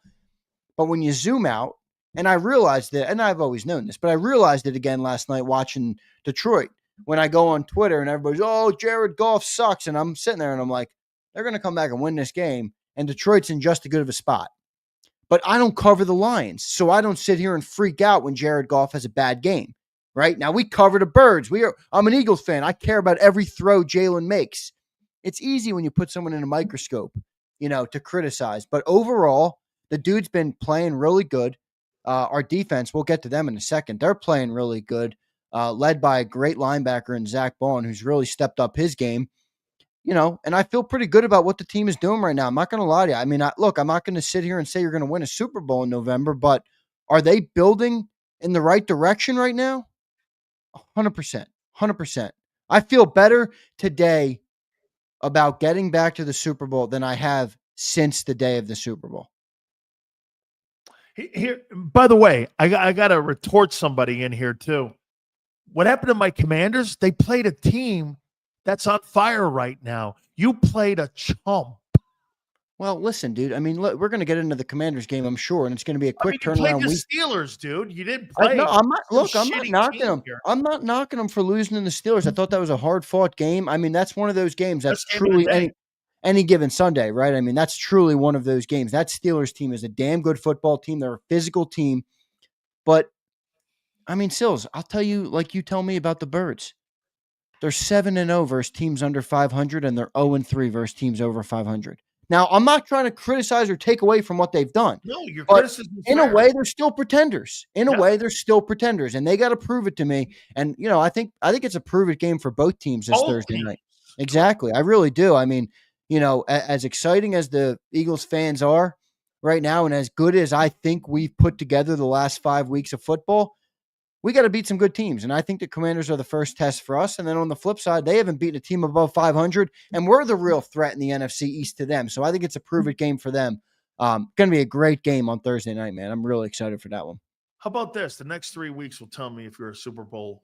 If you win 2 of the next 3 games, you'll be, in my opinion, more of a front runner to the Super Bowl and the NFC title than Detroit because of what you said. They've done it longer over the last 3 years, and they know where they need to go and what they need to do. And so Detroit is still figuring it out. Yeah. And I'll tell you this, Andrew, I think that loss in the NFC title game last year, Mark Schlereth told me this a long time ago. When they went to back-to-back Super Bowls and they won it in Denver, they said, if you guys remember, some of you guys in here will because some of you guys are old like me. Couple of years before they won those back-to-backs, they lost a heart-wrenching home playoff game where they were favored to win it to Jacksonville. And they lost it there, and they said they'll never get in that position again. And they ended up going on and winning back-to-back Super Bowls. So, again, I think Detroit, that loss to San Francisco, they had that freaking game won. And they ended up losing that game because of poor coaching and poor execution in that ball game. All right, let's go to the defense here. What's the most impressive thing on the defense so far for you? There's a couple things that really stand out there, and we're going to get to the Cooper DeJean conversation that you had with Quinyon, because I just don't agree with what you said. I understand it, but I don't agree with it. You could play him in multiple positions. I don't think you could play Q like that. Yeah, I just think the outside corner is more valuable than a gadget guy. I'd rather have a guy that's a lockdown outside corner. I don't think he's a gadget guy. I think I'm not saying he's a gadget guy, but you're insinuating you can move him I'd rather have a lockdown corner than a guy that can play safety and slot. Now, I'm just saying, when I say that, I'm not trying to downplay anything Cooper DeJean's done. By the way, he had 4 targets yesterday and he gave up 3 yards. I mean, the dude's playing lights out, but I just mean, having a bona fide outside cornerback is still a pillar of any defense in the NFL, and I think Q is proven to be that. But, one of my biggest takeaways from the defense is the tackling. Because, you talk about how we're playing teams that aren't good. And that doesn't fall on deaf ears with me. I agree. I mean, you got to play great. In order to win the Super Bowl, you have to play good offenses. You don't play the Cowboys and the Jags to get to a Super Bowl. But there's little things within that you can look and pull from it. And tackling is probably one of the biggest things because that's a transitive thing. That translates to playing better teams and better players. Now, they have to keep it up, obviously, but they're tackling great. They're playing in position. And somebody brought it up last week on our, I think, a super chat. They're bought in. These young dudes are bought into what they're being asked to do right now. And I think that's the biggest reason they're all playing so damn good is they're listening to Vic Fangio. They're getting after it. They're where they're supposed to be on the field and they're making plays when they come to them. And I think the two infusion of the young guys, I mean, I think what they've brought to this defense almost can't be quantified on paper or even on the eye test. The youth, the energy, the speed, the aggressiveness, the way they tackle, it's completely lit this defense on fire. And I'll add Zach Baun to that equation, who's, playing like a man with his hair on fire. He looks incredible out there. But, remember, we had great cornerbacks in 22. What was one of our knocks, though, right? Slay and Bradbury, they're not great tacklers or they're not aggressive guys like that. And that's why I said that about the young guys. They get after, man. They get after these dudes. Cooper DeJean's not afraid to tackle somebody. Quinyon Mitchell's not afraid of contact. And I think that's just that kind of thing, I think, bleeds over into every area of the defense. And, I know we got some issues on the defense still with the edge rusher. I think you're right. I mean, we need a guy there. That's why they played Jalen Hurts. He had his most snaps in the game, but we got guys that can play at every position on the defense, at every level of the defense. And I don't think we've been able to say that for the last couple of years, especially not last year. Maybe 22 you could. Maybe 22 you could with the linebackers, TJ and Kaiser, who played well, but I think Reed Blankenship's playing good at safety. I think Quinyon and Darius Slay have both been good at corner. I think obviously Zach Baun, third straight week, is the top-rated linebacker in the entire NFL. I mean, what he's bringing can't be understated. And then you got the guys on the defensive front. Jalen Carter's obviously really finding his rhythm. He is back to being a force. Bryce Huff, I know he's been struggling and he's got to earn his playing time back, but at least he made a play yesterday, a forced fumble yesterday. At least he made a play. Josh Sweat's been playing good. I mean, I see people all over the defense that I'm like, they might not be all pros everywhere. They might not be elite everywhere, but we don't have just trash cans. We don't have just guys there. We have good dudes who are competent, good NFL players there. And we rely on them to show up, but I'm certainly excited about the defense, man. The no-holes defense is really making me happy. I'm not going to lie to you. Here's where, for me, it's about Vic getting the chess pieces and fitting them correctly. Remember something, how this team, and I pointed this out earlier, how this team was supposed to be constructed. It was supposed to be Nolan Smith and Huff as your edge rushers. Yeah. And that's not the case right now. It's Josh Sweat and Brandon a lot out there playing and playing that. So the 30th pick, who's getting better? I'm just saying. And Huff, who was earmarked to be a 3-down guy. So Vic said no. Remember something too with Zach Baun. Zach Baun, and I know you want to give Howie credit for him. Howie gets credit for. I don't want to give Howie credit for him. I meant Howie gets credit for signing him. Vic gets credit for finding him. Yes, no doubt. I think you misinterpreted what I said on the post-game show, but that's fine. You're right. I believe Vic deserves more credit for Baun than Howie for sure. I want to make that clear. But what I do think Howie deserves, drafting linebackers is pathetic. So I mean, yeah, no, it is. But look, what I do want to give Howie credit for, because look, it's easy to criticize him when the team's not playing good, but I just talked about the young talent. I mean, Howie equipped this team with a lot of these guys, and are they all great all the time? No. But when they're good, you can see the flashes of greatness, and you see that with Jalen Carter. Now with the two rookies in Cooper DeJean and Quinyon Mitchell. I mean, Nolan Smith has started to show a little something. I'm going to pump the brakes on him, but again, I'm talking more about Vic, because Vic here is now giving more playing time to Milton more than he is Jordan Davis. where Yeah. I said a year ago, along with Baldinger, that guy should be getting more reps and playing him more. And in that game, he had a sack, he had a TFL, he had 4 tackles in the ball game. He played another good football game.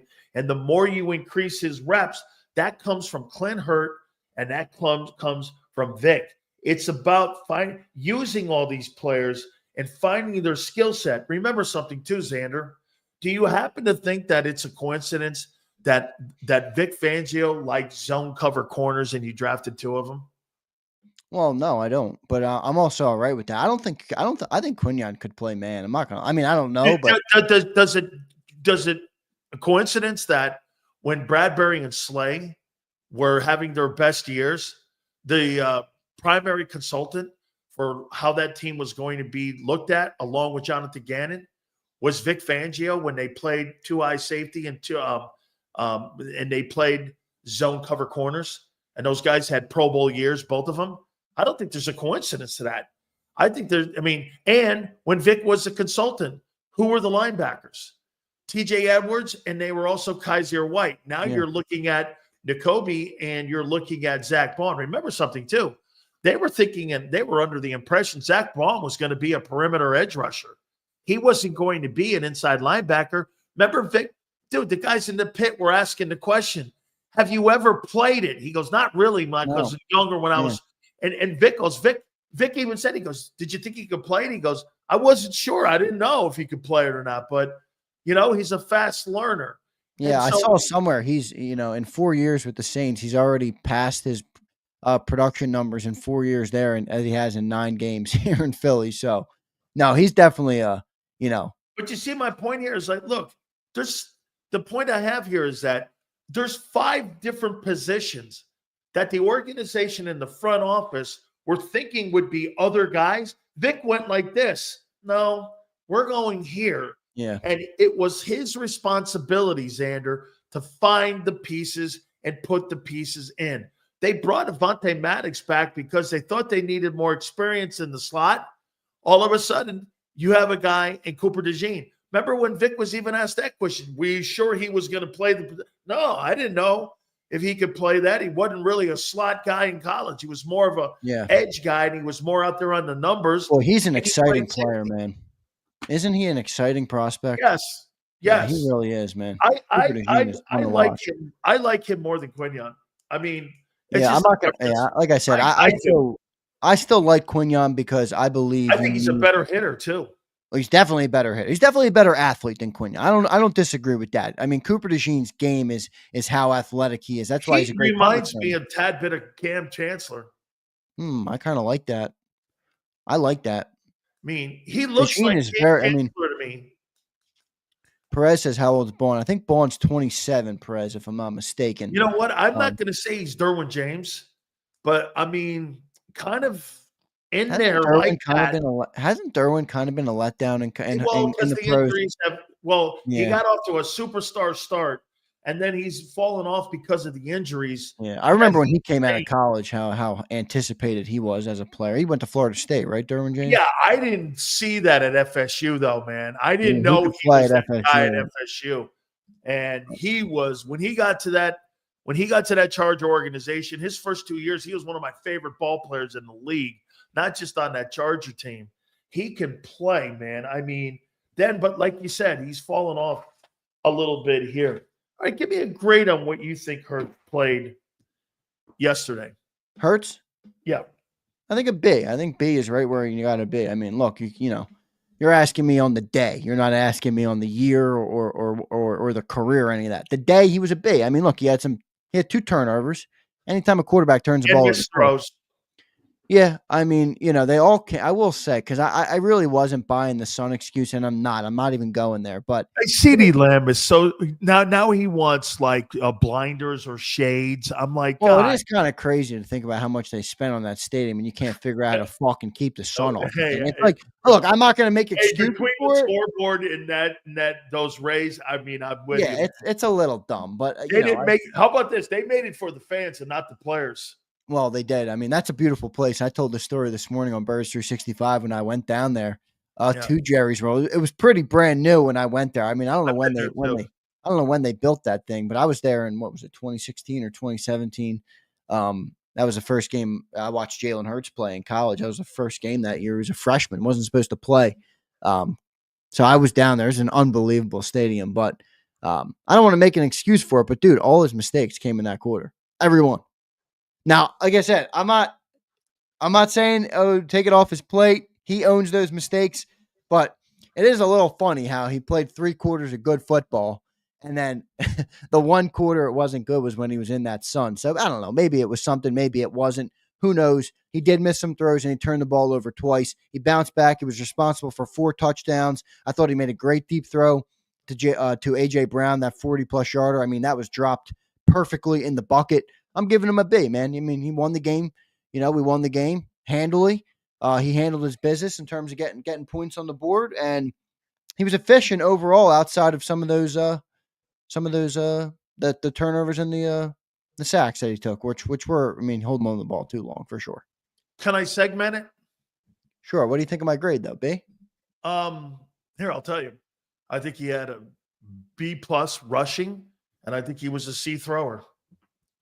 I think that's a little harsh, but dude, I think missing throws and being late on throws and putting a ball on the turf and also throwing picks on a late throw and taking sacks like that on your first 4 drives, I don't think you get a passing grade for that against the 28th ranked pass defense. That's not a passing grade for me. That's just not. That's one of the worst pass defenses in the NFL. And the one thing that they did well was rush the passer. They got home. I mean, I think you're being, I get it. I get what you're saying, but I think you're being a little harsh on it. That's what happened. I'm not saying it didn't. Look, did he pick it up in the second half? Yeah, when they started running the ball and he took off. It opened up the perimeter. Hey, you saw a different game than me then, because that first I'm just looking at the facts here. I get it. I'm not saying what you think is wrong. I think you're fair. You're entitled to that opinion. I think he's B because look, 70% completions, 2 touchdowns, and a 115 rating. He threw for over 200 yards, 202 yards. So, I think a C is a little harsh. If you saw B out of that versus that, then you and me, you're right. I won't debate that because that's not what I saw. I mean, that running, once again, that passing game picked up because they went to the bread and butter, which is running the football again. In the first half, when they thought they would throw the ball, the first 4 drives were ended with that guy taking a sack or a pick or a fumble. I mean, then they went around and they started running it. That's what I saw. And by the way, you want to use the word fact? Those are the facts. That's what happened in that game. And then there was 20 passes, and he picked this game up. He played this. Like I said, I thought the first half, I thought he was a C- in the way he controlled that passing game. I thought the second half, the way he played, I thought he was a B+ guy. So whatever you want to put that grade together, fine. Okay with me, but it's not what I saw. And again, you got to remember who you're playing against. We said in the pregame show, we didn't see how in the world that team could stay close. They did because they got home. Hurts held the ball too long. What are you going to do when you start playing against balanced teams that are better? Thursday, you're right about the Commanders. I don't know who the fuck they are. I have no idea who the fuck they are yet. But I don't really know who the Eagles are yet. But I got a better feel for them because of what you said. They've done it longer here. So that's kind of how I saw it. I think they're in a good spot this year too, because there's definitely trends. There's definitely trends developing here this year that you're seeing them answering.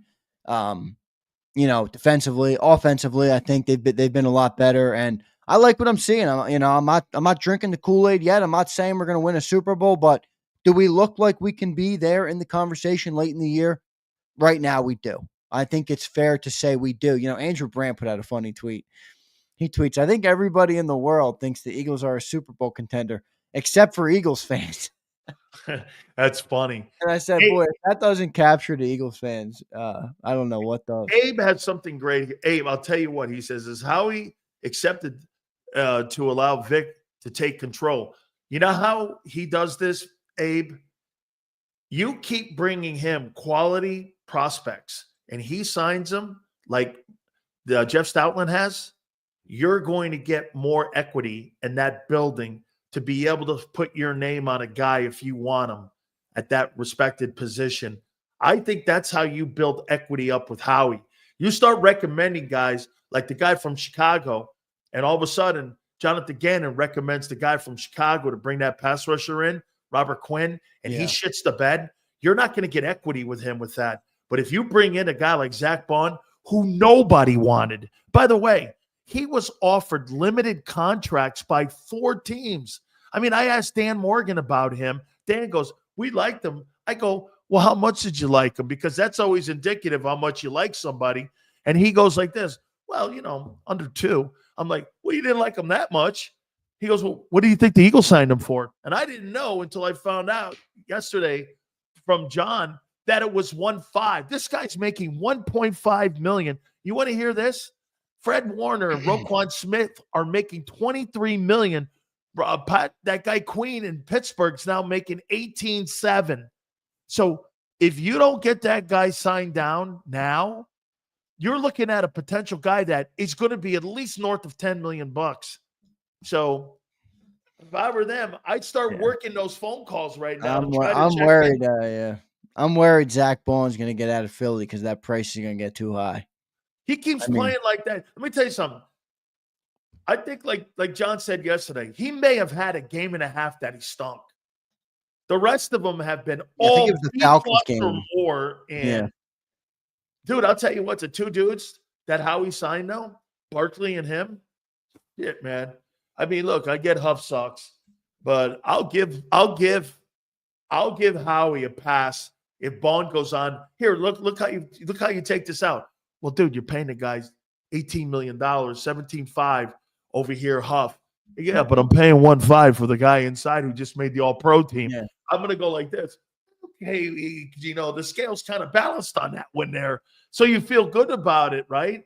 Gardner Johnson picked his game up too. What do you make of those 5 sacks with Hurts taken in the first half of that game? Yeah, I mean, he's got to get rid of the ball. I mean, look, it's been one of his deficiencies. I do think that there is a little bit of people love to go to the stats with this, and I get it, or the numbers where it's no, I'm talking about holding the ball and like the average time to throw, and I get it. Jalen's low in the league, but I look at Jalen and I look at the type of player he is, and I look at the plays that have made him great in moments, and many of them come off schedule and off script when the play breaks down.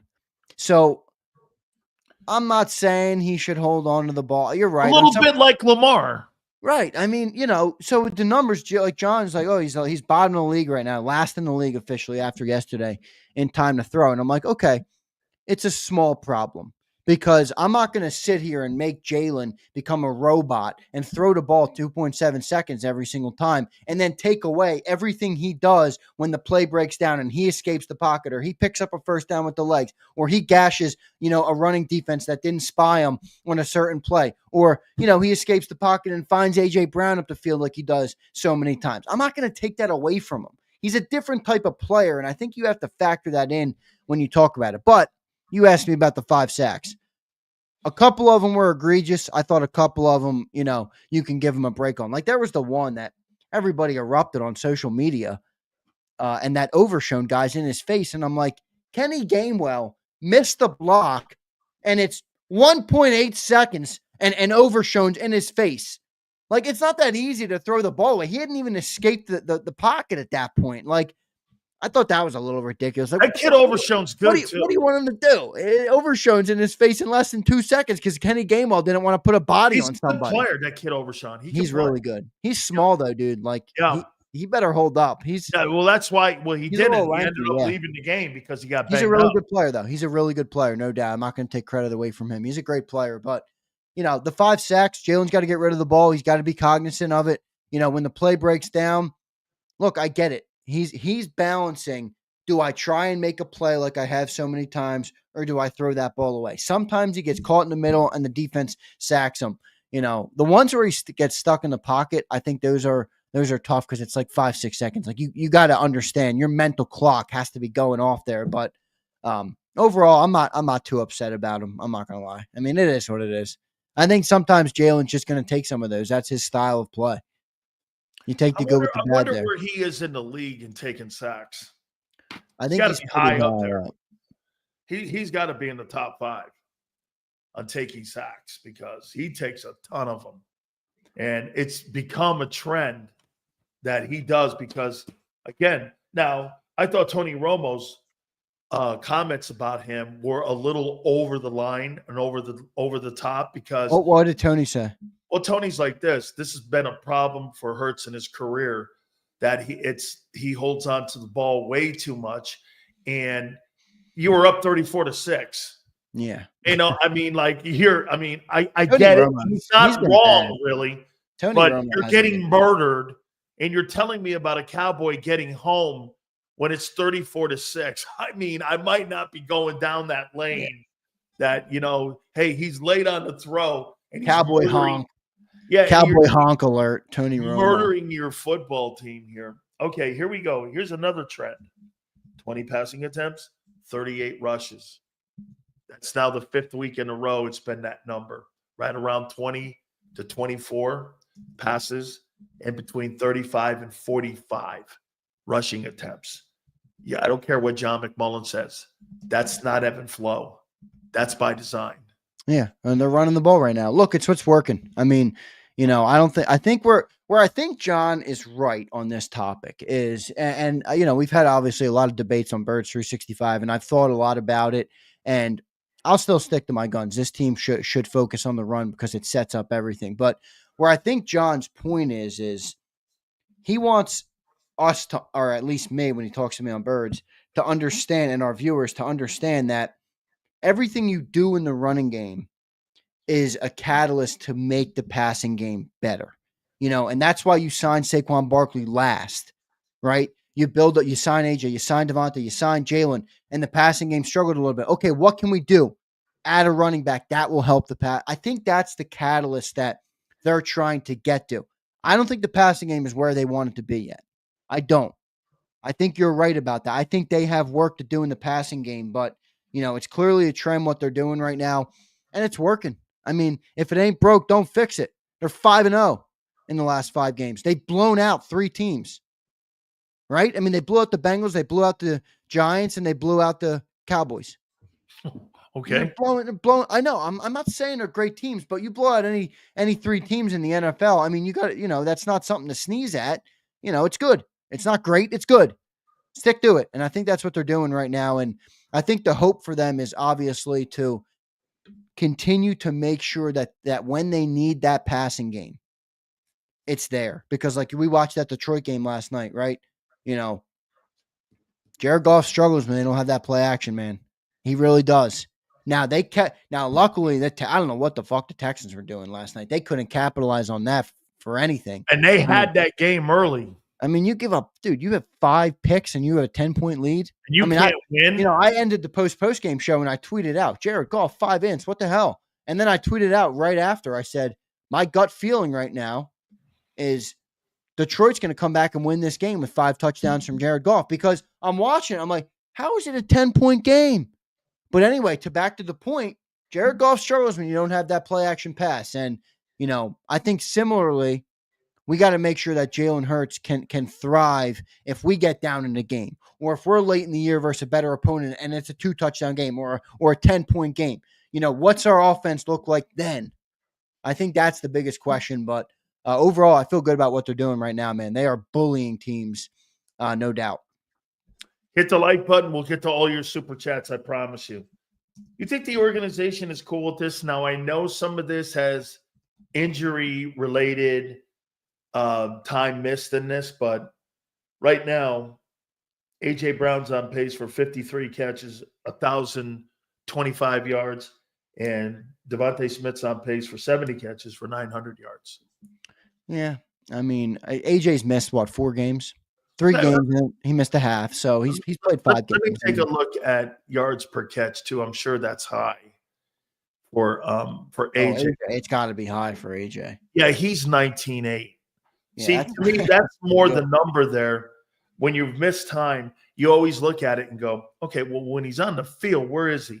So, like I said, you extrapolate that out with the games missed, and this guy's averaging almost 20 yards a catch. You're talking about north of a 1,500-yard year. You can't legislate injuries, but you'd make the comment here that, I mean, Devontae's numbers, 2 of the last 3 weeks, you have 1 catch for 14 yards. Yeah. And before that, you had 1 catch for -2. How do you think that is resonating in the wide receiver room here when a guy that you're looking at being the heir apparent to being the number 1 guy for you is really in the last 3 weeks, 2 of the last 3 weeks has been a non-factor in the passing game? I mean, look, he might be upset about it personally, but it's a team game. You're 5-0 in the last 5 weeks. And by the way, you've played some shitty opponents, like I mentioned, 3 that you destroyed. If I'm the wide receiver coach, or if I'm Jalen Hurts and I'm talking to Devontae Smith, I'm saying, yo, Devontae, this is it. Get ready. We got 3 weeks here coming up. I'm going to need you. We got dog fights coming up with good football teams. The Rams can throw the ball. The Ravens are obviously one of the better teams in the NFL, and the Commanders are one roadblock for the NFC East. You know, now's your time. And I think Devontae, you're lucky it's him because, as you point out, he's a great pro, and I think he understands that. But I think there's a human nature element to 3 games. I mean, he hasn't had much production. I think he's going to be upset with that. But look, that's the way the cookie crumbles, and that's part of being on a team that has so many stars. You know, I'll make a comment here that, once again, I'm awake. Are you as a complete buffoon when he makes that comment here? Sills is always talking injuries. Well, if you're not talking about injuries and depth, when you're talking about trying to win a Super Bowl, you don't know what the fuck you're talking about, because that's how you win Super Bowls, is with depth and having healthy guys on the field. What's the number 1 criticism right now that you have for Dallas Goedert? Dallas Goedert, and personally, I think he's not part of the offense. That tight end part position. Of the NFL. Yeah, it's part of the NFL. That's why I got no criticism of you for saying that. I mean, hey, how about this? That tight end position, the only time that it's utilized and used is when there is an injury. They don't use it in the game plan, really. I mean, there'll be a couple throws here or there, and the only time they use the tight end position for Hurts is like when you are nicked up down there at one of the 1s or the 2s or the Y and the Z. You don't really have that part of the offense. I think that's a miss by Kellen, not making that more part of it. I mean, if you look at the tight end position in general, I mean, you're looking at about 40 catches this year between Goddard and Calcaterra. I mean, I get it. Goddard, of course, he's missing time as always. And then you got Calcaterra. But one of the guys you're paying $15 million to on top of that. And for me, I'm like, you really think 45, 50 catches is utilizing a tight end position in a place that developed tight ends? I mean, Philadelphia has been known not for wideouts. They've been known for tight ends. And in the last 3 years, that dynamic has changed, obviously. But, I mean... Yeah, look, this is the team they built. I mean, you signed Jalen Hurts. Jalen Hurts is not a... Is Goddard a non-factor? I mean, he's not a non-factor, but he's not a primary target. He's not a primary target. I mean, and I think that's part of it. Like, what would you rather have? Dallas being a primary target, or, Jalen being efficient in the running game, which I think opens things up for him. So I don't really care about Let's take a look at the championship contending teams right now. Yeah, but I mean, look, every one of those teams has a primary target tied in on their team. They don't really have a primary. Well, Baltimore does. Kansas City does. San Francisco does. I mean, Detroit does. Every one of those teams has primary tight end targets to help their quarterback out. Philadelphia has what could be a primary target guy. They just go away from him, though, man. And I think that, dude, where I'm going is it's spreading the ball out and balancing your passing game. They don't really have it. And people are going like this. San Francisco's trash. San Francisco's not trash. As a matter of fact, they're a higher favorite to win the Super Bowl than you are right now. This just came out this morning with Vegas and Atlantic City. Here are the teams right now, top 5 teams that are favored to win the Super Bowl. These are people that put money behind it, not just bullshit like I do. Chiefs number 1, Lions number 2, Ravens number 3, the Bills number 4, the 49ers, and the Eagles are at 5. For Super Bowl odds? For Super Bowl odds. That's about right where I'd say. I think that's pretty fair. I'd maybe put us above the Bills just because I think our path is easier. Yes. Maybe not. Maybe not. No. Yes. Yeah. I don't know. Wait. Just think about it real quick. KC next week. Think about it, though. Think about it real quick. Let's just look at the playoff picture. Right now, we would be maybe the 2 seed, I think. And we'd probably play who? The Packers or the Commanders? Here, I'll tell you exactly right now. Let me take a look at that. I'll tell you right now. Because I think the tide has shifted a little bit where the NFC might now be a more formidable conference than. But the quarterback play. But the quarterbacks aren't good. But the teams are good. But it is always going to trump that, though, in my opinion. Well, not overly trump it, but here's right now the NFC picture right now. The Lions are sitting in the 1 hole. Eagles are 2. Falcons are 3. Cardinals are 4. Vikings are 5. Commanders are 6. And the Packers are 7. So the Eagles would play the Packers. The Falcons would play the Commanders. The Cardinals would play the Vikings. That would be your NFC playoff picture right now. And on the outside right now, the 49ers are in the 8th hole right now, and Rams are 9. Yeah, Bears are fading. The Niners are going to win the West, aren't they? Yeah. Let's see what happens tonight. Tonight's a pretty. Who's tonight? I think it's Dolphins and Rams at SoFi. Yeah, I'm not. It's not the Dolphins. It's not the Rams. I would fear. It's the Cardinals there. I mean, the Cardinals are playing good football. They've won 4 straight, and they've blown them out earlier. I mean, they started 2-4. They blew the Rams out. Yeah, now they're 6-4. So they're playing good football right now. The Cardinals. I think the Niners are going to get in though. I think the Niners are going to get in. So I wouldn't count that. West is actually pretty good. I mean, those are 4 pretty good teams there in the West. The NFC North started out really well, but now it's starting to fade because. Well, I don't know. Minnesota picked it up again. They're 7-2. They're sitting there. Yeah, and I think the Packers are the bigger fear. Like I'd rather play the Vikings than the Packers. Me too, because of the quarterback. Yeah. I mean, if that's the coaching in Minnesota is pretty good, and the coaching in Green Bay, I'm a little suspect on the coordinator there. Here's your AFC picture. The undefeated Chiefs. As we were doing the postgame show, Xander hit it right on the head. He goes, just when the Chiefs looked like they were going down, Xander goes like this. What do? They block it. I mean, 9-0, 9-0, man. They're on an iconic run right now too. I don't remember the last time that team was lost. Here you go. Bills would play the Broncos. I think the Bills would win that. Steelers would play the Chargers. I think the Steelers would win that. Texans and Ravens. I think the Ravens would end up winning that. But look at this here on the AFC side. Mahomes, Allen, whatever you want to say. Russell Wilson's playing good ball. Playing great ball. CJ Stroud's in the 4 hole. Lamar Jackson's in the 5 hole. Justin Herbert's in the 6 hole. And this kid, how about this? You could potentially have a rookie in Bo Nix. How about this too, Xander?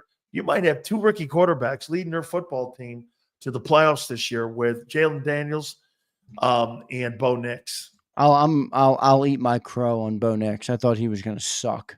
Well, dude, he's 45 years old. I mean, how many years did he play at all? I couldn't believe it felt like that guy was in college for years. 2 years in Oregon. Wasn't he at Auburn like 3 or 5 or something? I mean, he was there like 4 years. Didn't he win an Iron Bowl once too? Bo Nix? Did he? I thought he. I don't think so. We beat up on him pretty good, dude. We bullied him out of Auburn. He transferred over to Oregon. He had to get out of the SEC. He was tired of the beating we were giving him. By the way, congratulations to you on that ass kicking by LSU, man. I'd love. We got to talk some college football this week. Well, this is where I kind of like the extended playoff, where you have a bigger shot at looking to get in, but we'll see. I think Here's your the team 12 can. teams. Here's my 12 teams I voted. Yeah, I'd like to hear them. Okay, and I have a vote in it. By the way, I have to pick an all. You want me to take that all? You want me to put that All-American kid from Alabama on there? I want you to put whoever you think is the true All-American. You like him? Who? Your wide receiver. Oh, Ryan Williams. Yeah, I think he might be a little young for that, but I mean, he's up there. Second or third team.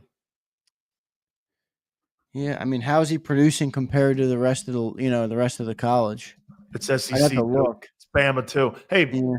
Bill Rowe had a good game. We'll What's talk he, more about 17? that. Dude, he's 17 years old. He was born in 2007. Man, I have so many things that I have to vote on. I got to vote on the Heisman yet. I got to send my vote in. Not my final. You're not vote. going Cam Ward on Heisman, are you?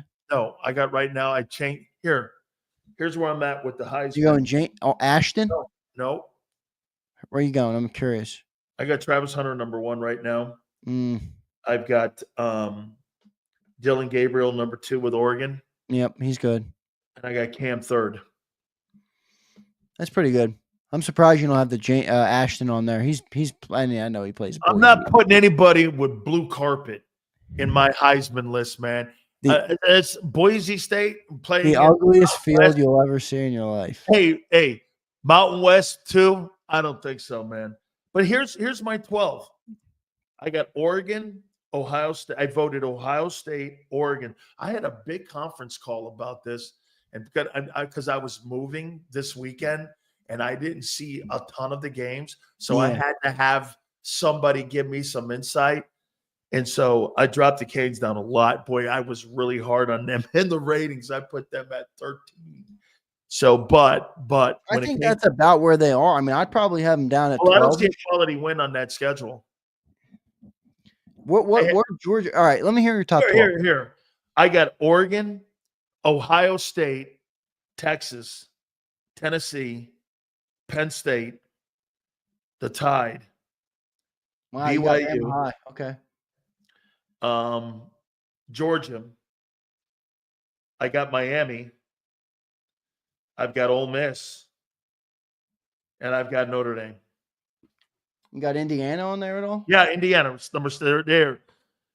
Who would have thought the state of Alabama doesn't have 2 teams going, but the state of Indiana does. Indiana and Notre Dame. It's unbelievable. Yeah, I got Indiana 6th. I'd love to see Notre Dame get in. You know why? I like that.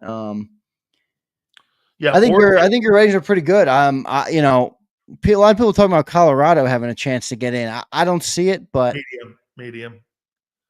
Rooting for Dion for the wrong reasons. Yeah, agreed. What about that Oregon team? You sold on them? No. I think the 2 best teams in the country are Ohio State and probably Texas.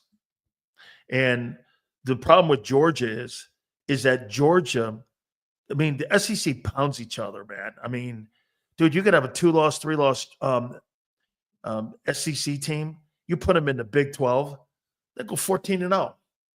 I mean, I'll tell you what. I mean, Georgia losing again completely opened it up for Bama because Bama has the tiebreaker on them. Yep. If there would be one, they beat Georgia straight up, obviously. So that was a big win. Dion called me out on something too. Did he? Yeah, I'll send you the text. But I got I got called out because I said I'd never vote on an Oregon guy or a Colorado guy. And he goes, "What do you make of Travis Hunter?" I go, and I showed him my ballot. I said, "He's number 1 on my ballot right now." I think you got to consider Ashton, man. He shredded the Oregon this week, didn't he? Though a little bit, yeah. I don't know, man. A guy on blue carpet. I don't know. Do we have any super chats?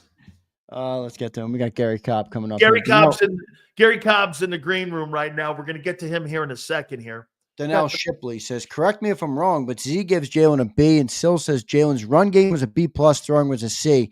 Ain't that the same grade? He's saying yours averages out to a B.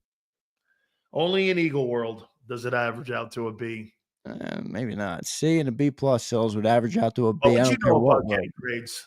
Math was my only subject. A+ student in math across the board, Big Sills. You know, when your guys like Gary Cobb and me, we went to He went to USC and I went to Miami to get a degree that you fold in your wallet. USC is a damn good school. Has Howie accepted to allow Vic? Oh, we read that one. We read that. I'm with Sills, DeJean, the Flying Frenchman. And then I think just Prince is the last one here. Jalen had 3 turnovers. Seahorn of today. Jalen had 3 turnovers and won the game against Green Bay. Come on, LOL. Quit the double standard, silly. Hey, Prince. Your boy played like shit in the first half. Missed throws, dropping the ball on the carpet, and 5 sacks.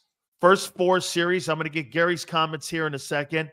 He ended those drives holding the ball too long. Then when they went to the run game, it opened it up single coverage, and it was a completely – and by the way, he's playing good football right now, Big Sills. Dallas, when Dallas was 1-15 in that shitty team. Jalen Hurts is playing good football. Gary didn't even want to play there. That's when they moved him to Philly.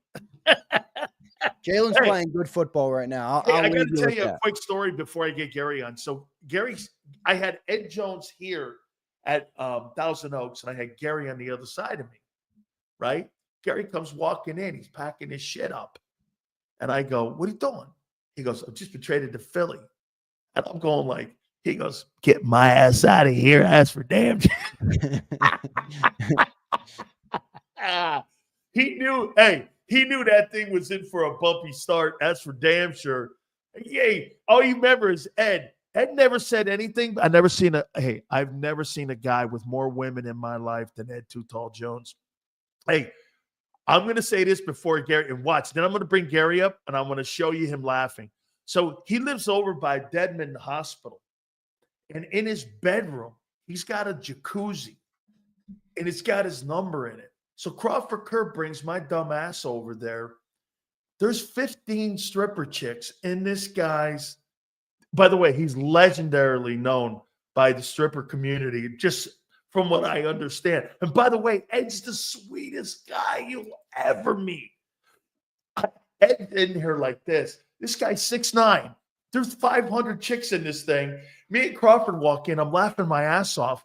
And he goes like this. Hey, you want to come in? I go, no. He goes, what's wrong with you? I went, oh, okay. Because it was so unbelievable. He's got a jacuzzi in his house. Or, hey, if you went over to Circus, it's got his own table and his own chair. The $1 Million Saloon used to have a place for him there. Okay, bring Cobb up. I want to see what. All right, good stuff. I'll bring up G Cobb now. Yeah, bring up. Hey, am I divulging? Am I divulging too much here? Ed was very quiet. You'd never think, but Ed was making a move, man. And you know, right? Ed had a jacuzzi way before everybody else. You know, in his bedroom, man. That old Ed was very sneaky. He's always very sneaky. I called him the white burglar. And what I mean by that is he would go out at night and, you know, all of a sudden you turn around, there's Too Tall. And you're like this, holy shit, look at him. I mean, and by the way, everybody in Dallas loved Too Tall, man. I mean, my wife worked at a restaurant in Dallas, and he used to go into the restaurant, the Palm down in the West End. Yeah. So she went down there. Oh, there's Ed. I mean, my God. Right. I mean, every human being. He was very popular, you know. Ed's a good guy, but yeah, Ed was doing his thing now, you know. There's no question about it. Ed was. Hey, that was a real story there, though. I remember walking in, man. There you were sitting there packing your shit up, and you're like, "I'm out of here, man. I'm going to Philly."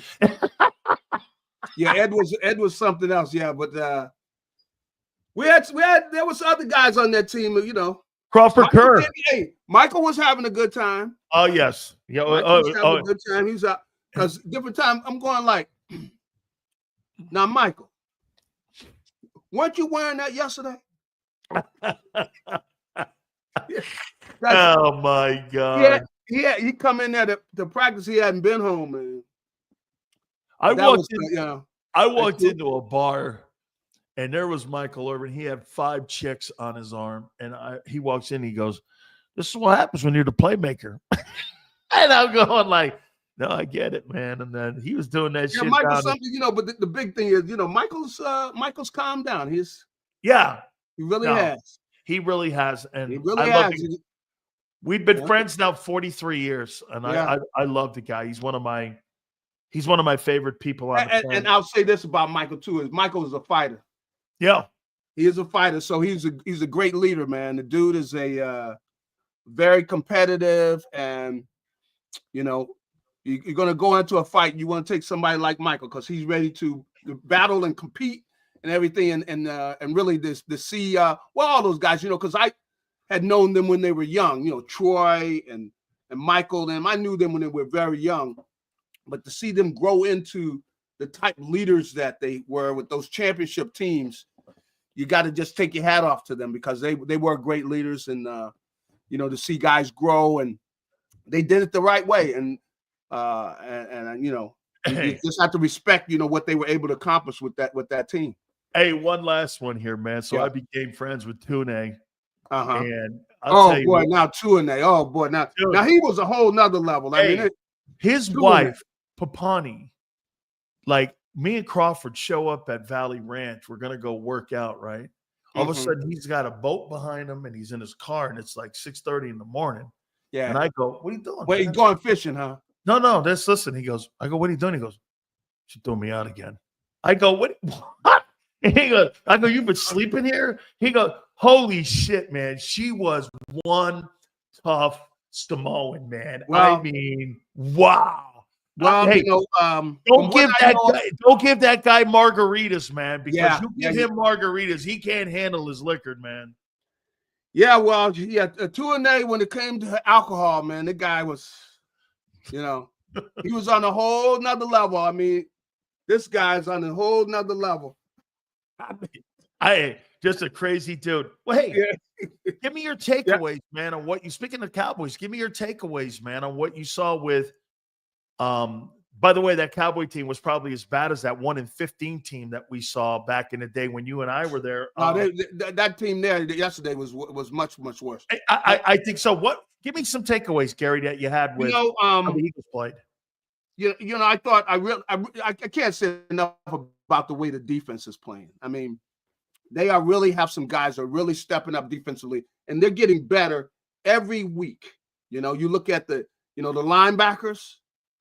Guys are playing better every week with the way everybody in the middle of that defense, they're playing better. I mean, the tackles, the D-line, I know they were playing against a team, which I can't say much about the Cowboys offensive line. You just didn't see what you feel was a good group. But I got to give it to the Eagles. They're playing better defensively. And every week they're playing smarter with the way that they're dealing with patterns and being able to talk and communicating. Because when guys if you're playing a zone, you got to be communicating as if you're really in man-to-man, because you're sliding guys off, but you got them in a certain area and everything. But you got to play like you're playing man-to-man, because if you play zone defense where like let's say kids in college or in high school play, all you're going to do is watch people catch the ball, So you got to be able to talk them through like you're playing basketball. And they're doing a good job of that. They're communicating with each other. I see, Cooper DeJean getting in that. I can't say enough about Mitchell and the way he's playing. So I really like the way the defense is playing better and better. Of course, offensively, Jalen got off to a slow start with the turnovers. But eventually they got it going, and he was doing some things. And the sacks too, Gary. Yeah, right. And the sacks, and I don't know what he was seeing. I don't know what it was holding him up. But eventually he kind of got in sync and got going. But the Eagles offense, they got to play better than that if they're going to beat Washington. They can't be having a time where you take that long to get going and you're turning the ball over there. Of course, turnovers are a huge point. You cannot do that. And so they got to play better. I think they're capable of doing that because they did eventually get in sync. But they got to play better. They got to play the way they're capable, because you're at the point of the season now where you're going to be making the decision about who's going to the playoffs, who is going to go into the playoffs and have home field advantage, all these type of things, the things that you want to accomplish if you're going to make the playoffs. And this is what you look forward to. So I think it all wound up working out, but, they're playing against an awful team. And they got to play much better against Washington if they want to beat them. And this is what it's all about. They're playing for, a first place in this division. And you're talking about home field advantage and all those type of things. And if they can beat the good teams, they're not really playing. They don't have the toughest of schedules. If they can win these games, the ones they play, I know they got to play Baltimore too. But, they can put themselves in a great position going into the playoffs. And they just need to play the way they're capable. We've seen them play, good football. But we got to see that now. Everybody's got to step up. And I know they're looking forward to it, and we're looking forward to it. So I would make this point to what you just said. They've only beaten one team with a winning record. And I think what you're saying here is the next 3 weeks. And, I think you and I look at it a little different to what the fans look at it. We look at it in not so micro, but in more macro, in that, how are you playing? Who are the opponents that you're playing? Give me some trends on what you're seeing. Like you said, the team defensively is elevating. These next 3 weeks, though, you've got Washington on a short work week on Thursday. Yep. Then you turn around and you've got the Rams, who have a high-powered offense, and you're going to have Cooper Kupp and Puka Nacua and a really good running back, pretty decent defense on that side of the football with guys that they have on that side. Then you're going to get Baltimore on the tail end of that. Are you going to know more if they're a true Super Bowl contender after that trifecta of teams there, knowing that what they've done in the past can kind of be validated over the next 3 weeks? Yeah, without a doubt, we're going to find out. And, I think that they need to go into the game. They've got all the elements, I think, to be an outstanding team. But, they got to play the way they're capable of. And, if I were, in charge of things, I definitely would have no problem leading with my running game, because I want to get that running game going. If I can get the running game going, then it makes everything easier, because then it opens up everything. And I also think, they can show run and give them the play action pass look, because I think the people respect the Eagles running game so much that if they do go play action pass, the defense is going to respond to that. They're going to be thinking run. Like early, first down, they're thinking run. There's no doubt about it. So I think they're in a position where they can get things going, but they got to take care of the ball. And, we know the Jalen just got to take care of the football and make sure we're not lackadaisical. I think on the interception, he threw that ball late, and he should have threw it higher. Yeah. Because you got a tight end, you got a cornerback trying to cover a tight end, and that cornerback, he's an outstanding athlete and everything. But what is he? 5'10", 5'11", 6 foot at the – not even that. You throw the ball up to Goddard, you could throw it high, and you're not going to get that ball picked off, even though, he threw the ball kind of late. And then he's got to keep 2 hands on the ball. I mean, these are fundamental things that he knows, and he's been, they've been talking to them about, I'm sure. And, the things he brings into play, which is his legs, being able to take off and run, it breaks the back of a defense, man. You got the defensive lineman. I know you've been through this, Dan. You're working hard to get to the quarterback. You almost got him in the son of a gun, gets loose and runs for 15 yards. It's a killer. Guys are, oh, man, they're mad because the defensive backfield did their jobs. Guys were covered, and this guy breaks your back with a run and gets a first down and everything. And we know that Jalen's capable of that. He needs to take advantage of it, continue to do that when the time is there. But I think if they get the running game going, it's going to make things easier with the passing game. And I think they can beat Washington, especially, like I said, because of the way the defense is playing. Their defense got a lot of young players. They are really growing. Every week they're growing. How about this, Gary? Yeah. I brought this up earlier to people, and this is since the bye. So Jalen Hurts right now, and again, people look at things and go stats. You and me see stats, and we see trends. as I constantly tell people this, I mean, our game plans are built on analytical statistics. That's That's right. what we do, and that's how you know what a team does in a brown set, red set, strong Yep. side, all that. And so That's right. I went back and I looked at what he's right now trending. He's trending at 37.52 in passing yards, 23 touchdowns, and 9 picks.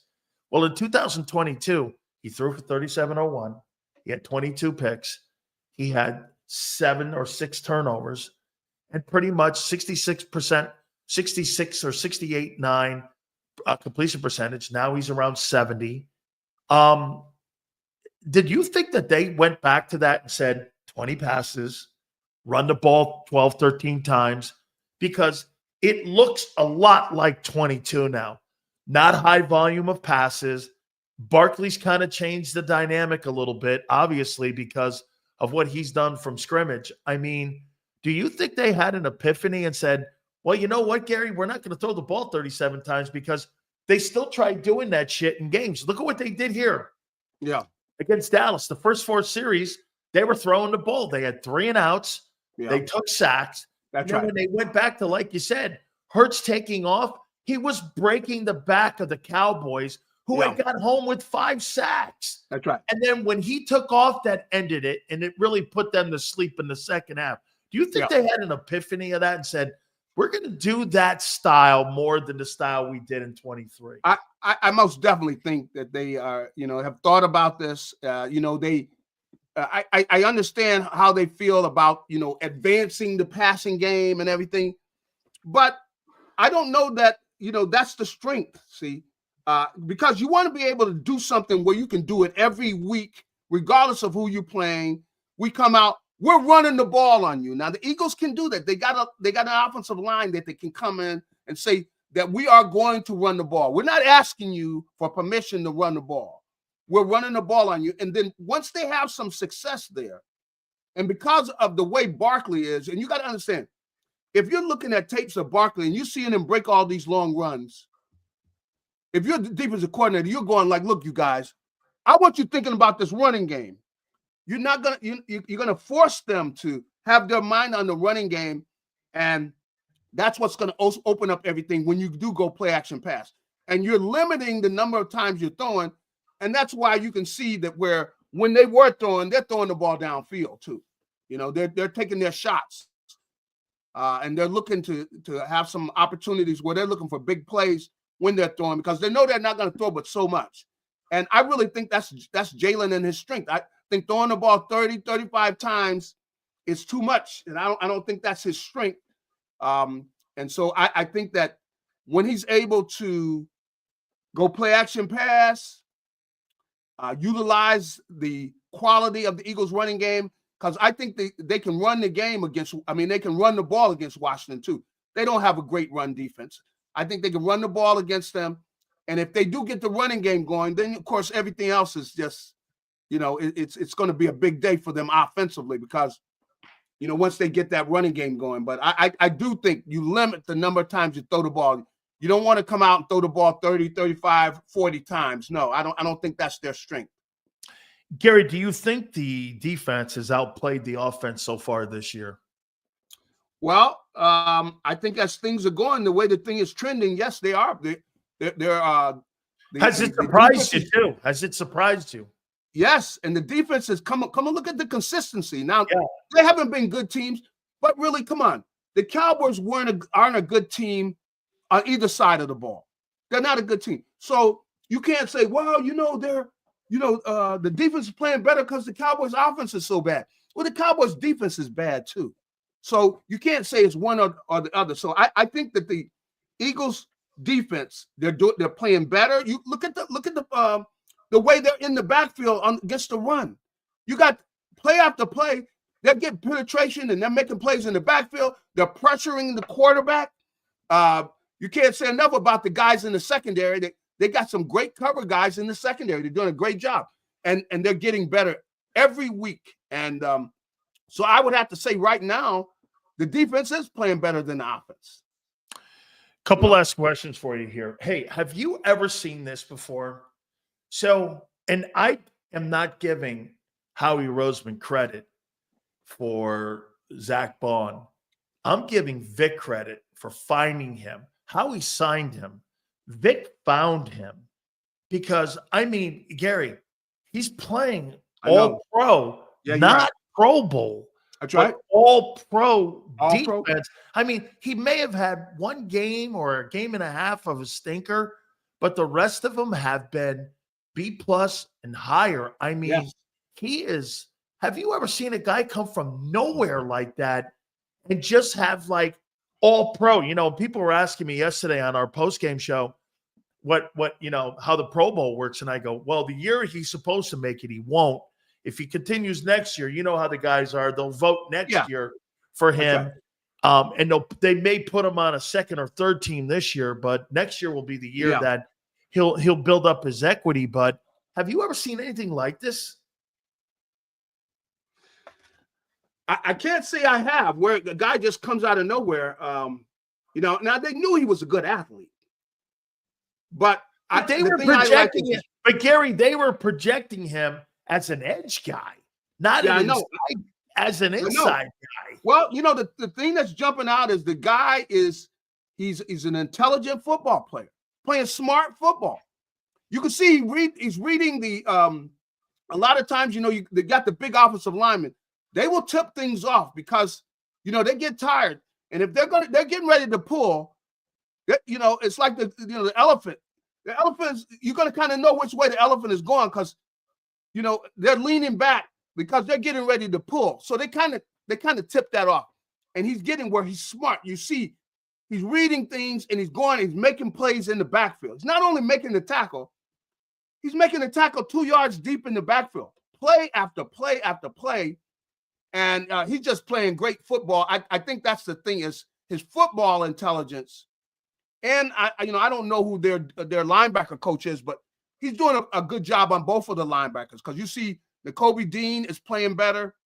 He's anticipating things, and you see Baun doing that. And you got to give both of them credit. They are doing a great job. Really, all the defensive coaches, because you can see the young cornerbacks they have. They're playing smart football.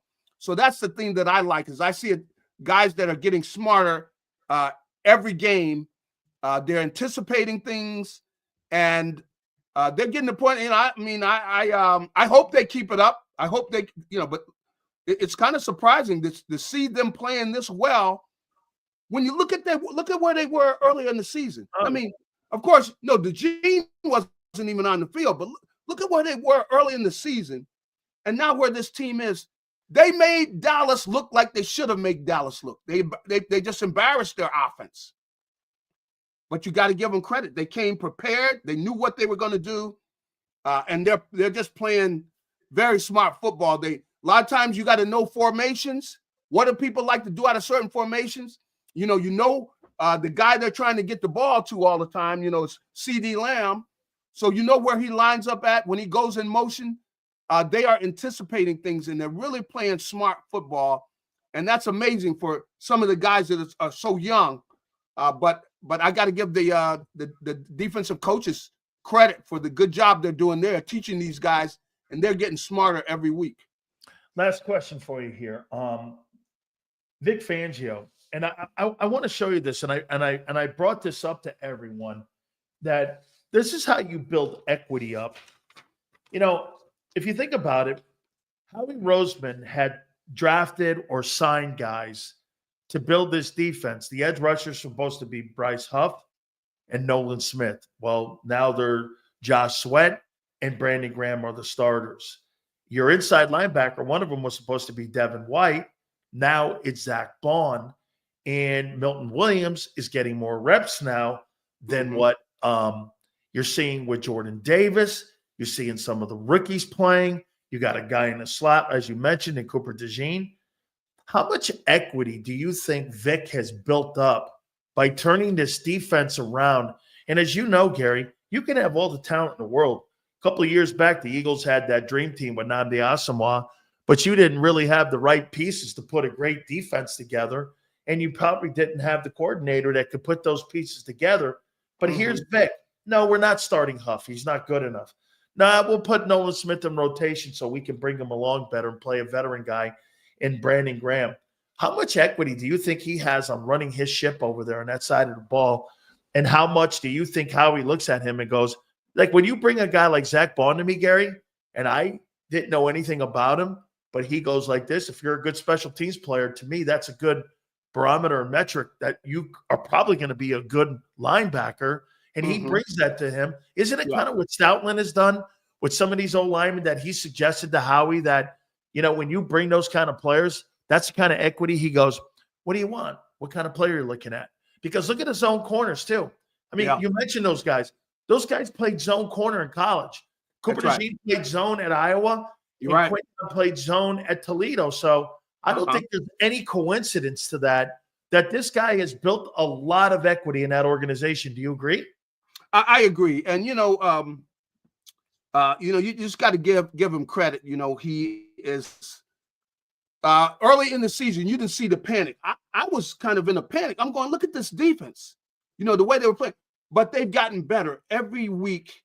But he has clearly, you know, made sure they master the things he wants them to master. Now, one of the things they do now is they talk. They make sure they pass receivers. You can see they're anticipating by the formations. They kind of know what route they're going to run. They're doing the kind of homework before the games, and they're coming out and they're playing smart football. Now, a lot of times young guys come into the league and they just play physically. They're going to run it all over the place, and they're not looking at, you know, everything. And where the big thing in the NFL is you got to be able to anticipate what formations you are looking at, and you got to be able to anticipate what they're going to do. You got to know the receivers and what routes they like to run, and they are doing their homework. And so you could see them ready to jump routes, you know, and they were really frustrating the Cowboys because they were running some of their routes for them because they did the homework that they need to do. But of course, you know, when they deal with Washington, Washington's got some playmakers, man. And, the Daniels, of course, he's got a big time arm. And they got a big time receiver in Terry McLaurin. That's right. So this is going to be another step up the ladder. And it's going to be, you know, they don't have a whole lot of time to get ready for this game. Hey, and Brian Johnson's on that coaching staff up there with Jaden Daniels. I mean, he's the passing coordinator there with Cliff. You know, he wouldn't tell any secrets or anything like that. Think about that. I mean, right? That is right, true. Gary. Good call there, man. You know, some intel there a little bit, right? He's probably giving them some intel. Hey, and Dan Quinn's got a Super Bowl ring. That's right. That's right, man. That's a great call there. G Cobb, I appreciate it, my friend. I mean, this is going to be hey, by the way, do you think one last one? Do you think that they were working a little bit pseudo-wise on the game plan, kind of mixing it a little bit, knowing that they had a short work week that, you know, because it played the script. They were able to get the guys off the field. Yep. They were probably starting to prepare for Washington as the game was ending. That's right. Washington had to play that tough game with Pittsburgh. I mean, that's right. That was probably the game of the week, man. I mean, this is going to be really interesting to see how both teams handle this. Well, you know, the thing is that the Eagles have some coaches, see, that have been in a situation where they played some of these teams, you know, these coaches before, so they kind of know what they're going to be seeing. So it's going to be very interesting. And offensively, I think they tried to show some things because they know where they're going, they know who they're playing against and everything. But this is going to be fun, man. This is what it's all about. Going to see who's going to be in first place after Thursday. So looking forward to get this thing going, man. This is going to be fun. Absolutely. Gary, thank you so much for your time, brother. I appreciate it. All right. You have a good one. You got it. The great Gary Cobb, Fox 29. Make sure you check him out. So Brian Johnson, Blue Horseshoe says, Hurts throws to the numbers. He's predictable. Stop Barkley. Hurts can't hurt you. Here's some audibles. This is what he does if he audibles. This is what he does with that counter tray. He probably has a playbook. Because remember, Nick said combining the old with the new So, can't be a lot's changed. How you doing? It's not so much, Yale, that it's secrets. It's Eagle secrets. Audibles, check with me's, that kind of stuff. Tendencies on what Hurts does if you rush him.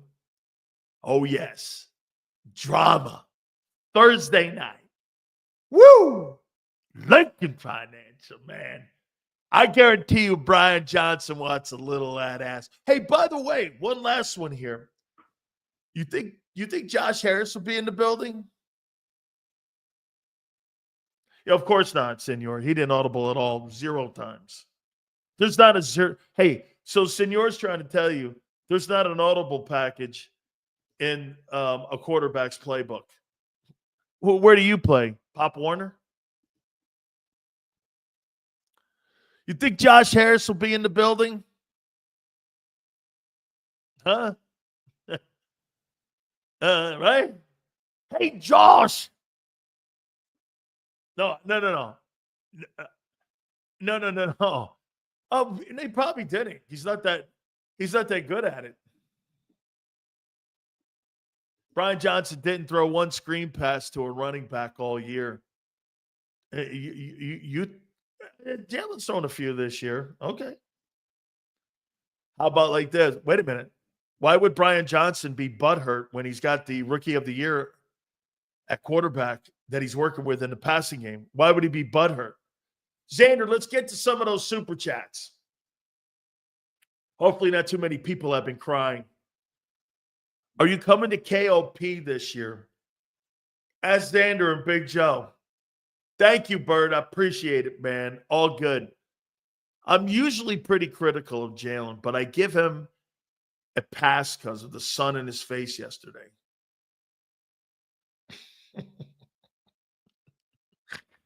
Oh, my God. You give him a pass because the sun was in his face. Football's played outside. Hello. The sun's in his face. Let me guess. What's next? The field sucked. Good night. Holy shit. I give Jalen a pass because CD said it. Hey, we need shades. And at AT&T. Good grief almighty. Blinded by the light. That's what most of you are every year when I talk. Is blinded by the light. Hit the like button. Let's see where we are going into the final hour. Where are we on that like number right now? You guys did a great start. Let's see where we are on that like number right now. Thank you guys so much for the super chats, by the way. The Dallas game, really, I mean, it did not feel like a Dallas week. And I get what you guys are saying. It just didn't feel like a Dallas week. Washington is going to feel like old school Washington. So this is going to be a damn good football game on Thursday night. I have a feeling, again, you got really good coaches. Seahawks just released the leading tackler. Probably didn't want to play him, Jarrell. Probably didn't want to pay him. There's probably some money surrounding it. Josh played better. Jalen played better. That Josh, that overrated. Ray, nobody in Buffalo has Devontae Smith or A.J. Brown or Saquon Barkley. They don't have any of that. What are you fucking talking about when you do that? You sound ignorant, dumb. That guy's carrying a football team on his back. Unlike your guy. I mean, he carries the team on his back. Oh, yeah, and by the way, those are the odds. The Eagles are the 6th favorite right now to win the Super Bowl. Bills are ahead of them at 4. Here's the numbers.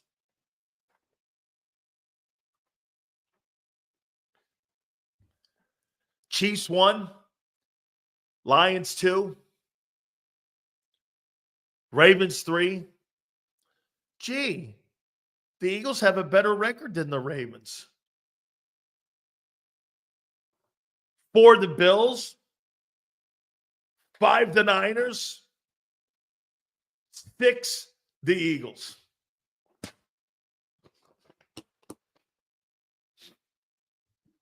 Yeah, but we have a better record. I know. Bills are in a piece of shit AFC. What are you in? The Dallas Cowboys and the Giants are awful. Awful. Don't make it sound like the NFC East is anything. Awful. Lamar's running away with the MVP. Absolutely, he's running away with it. Absolutely. That's an elite guy. Woo! That's good news about Jordan Mailata being back. That's totally. But again, how fast can you get him up to speed, especially when you got a big-time game coming up here with the Washington Commanders on Thursday? Slightly better. No. Allen is the perennial second favorite to win the most valuable player award.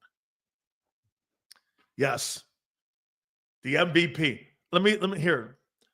So I sent my ballot in for the NFL honors. And I just got they give you an overview. And I usually do this on Tuesday. But here's what the NFL alumni said. Here's the favorites to win the most valuable player award. I haven't seen it yet, and I'll be honest with you. Okay, here it is. Number 1, Lamar Jackson is the number 1 favorite.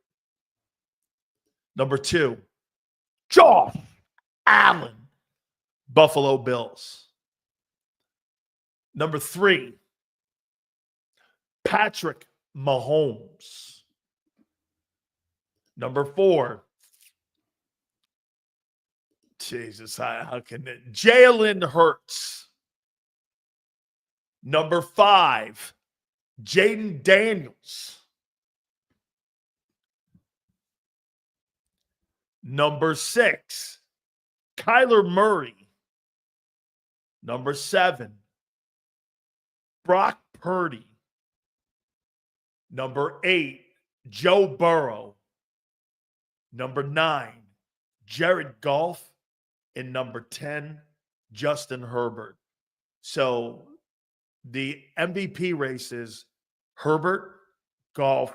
Wait, it's Lamar Jackson 1, Allen 2, Mahomes 3, Hurts 4, Daniels 5, Murray 6, Purdy 7, Burrow 8, Goff 9, Justin Herbert 10. That's the MVP race right now with the votes. Right now. Okay.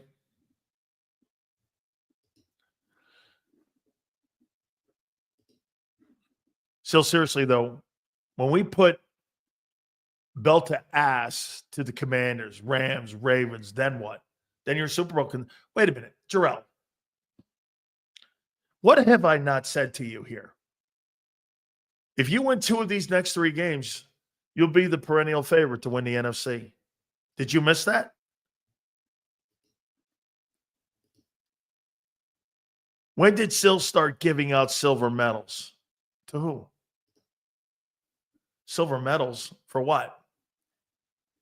That's your crowning achievement, or Hurts's, or whatever.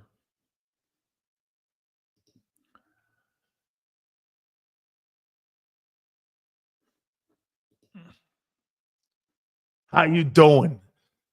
They said we'd only win 5 games. No, I said that the Dallas Cowboys would only win 5 and that you'd win 9. Josh Allen doesn't. Are you on a hey, Killer Dickia? Who does Josh Allen have to throw to? I missed it. Come on, Killer Dickia. Who does he have to throw to? I like this guy, Killer Dickia, too. I do, man. I dig this guy. He's got some sometimes decent takes, Killer Dickia. I think it's gonna be a tough game too, man. Come on, Killer Dickia. Did say something. No, did I say something wrong? I don't think I did either. Allen over Hurts just because he's white. Yeah, that's it. Hey, look. Yeah, that's it. Hey, guess what? Now that America spoke, fuck that and that fucking take. Go hide under your desk now. No one believes that shit anymore. No one. That shit's over with. Okay? Fuck that. Yeah. Honestly, so great to say that. Nobody believes this shit anymore. Nobody. Allen over Hurts because he's white. Now that's funny. Come on, Killer Dickia.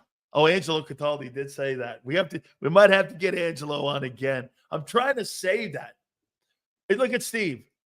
Stills is MAGA. MAGA fan? No. I'm an American Reaction fan. Okay? White House, Senate, and the House. That's just about Trump. You're not reading that right. Once again, you think people think like you. That's not how America voted. Patrick Mahomes took the year off. He's still better than Hurts. Oh, my God. That's hilarious. Hey, Patrick said, screw the regular season. Right? He said, screw the regular season. Still some good games coming up. Commanders. Dude, that Steeler game got better, didn't it? That Steeler game is going to be an interesting ball game. Right? So, hey, that's not. I got this guy, Dan Lebitard, who I can't stand and I hate, crying about this and that. I'm like, bro, no one buys your shit anymore. That stuff's done. Jalen will be the first to tell you he's not playing well. You're right. He probably is. Okay? You're right. He probably would say that. Said it in House votes usually swing. Hey, man. Yeah, okay. I know. Yeah, well. Yeah, okay. You must not have seen the map. Okay? Mahomes is mad and hey, Patrick said, I'm gonna play good. I'm gonna kind of play decent. Okay? I'm gonna kind of play decent. And then I'm gonna turn it on in the postseason. All right, we're gonna reset. We got a whole bunch of stuff yet still to hit on. A little bit more on the Cowboys. I found out some information. John Gruden is going to be coaching in the National Football League again. Thank God. I'll explain. We'll reset everything. We'll talk a little bit more about the Cowboys in the upcoming game with Washington.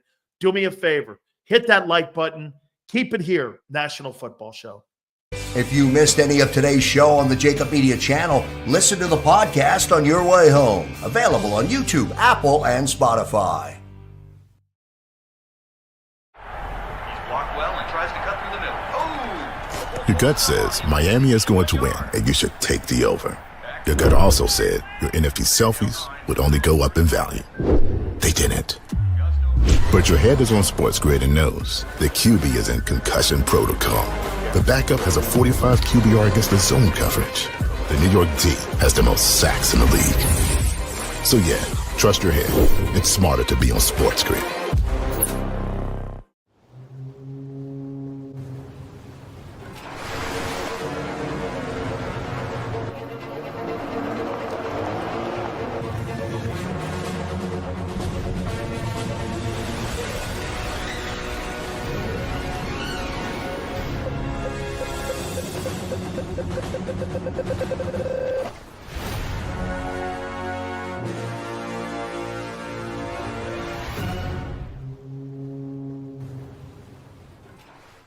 Score and save in southeastern PA and Delaware with Colony Pools this football season, and let the experts close your pool with a custom Merlin safety cover in green for the birds. And if you join our Winter Watch team, we'll give you another 20% off, and Colony Pools will handle it all. Keep your tiles on your pool, not in your pool. Fly with Colony right now, birds fans. Visit flywithcolony.com. I get scared sometimes. Of a lot of things. Joining in. Decisions. The dark. The dark. But I once heard someone say, But as I always say, it's okay to be afraid. as long as you face the fear. And keep moving forward. Wherever you are in life, count on the name trusted in insurance for over 80 years. Independence Blue Cross. Hi everybody, my name's Jason Lombardi. I'm an inspector at DryTech. At DryTech we offer 3 major services. The first one being basement waterproofing. The second service we offer is foundation and structural repairs. And then the third service that we offer is mold remediation. If you feel you are having a waterproofing issue, give DryTech a call or check us out online.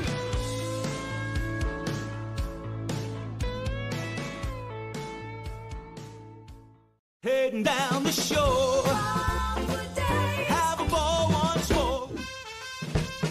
Here, imaginations run wild and time stands still. Because here, you can find the best of the Jersey Shore, all on one 5-mile island. So leave the old you behind and get lost in the woods. Wild, wild, wildwood. Plan your stay in the Wildwoods today. EAGLES. Eagles.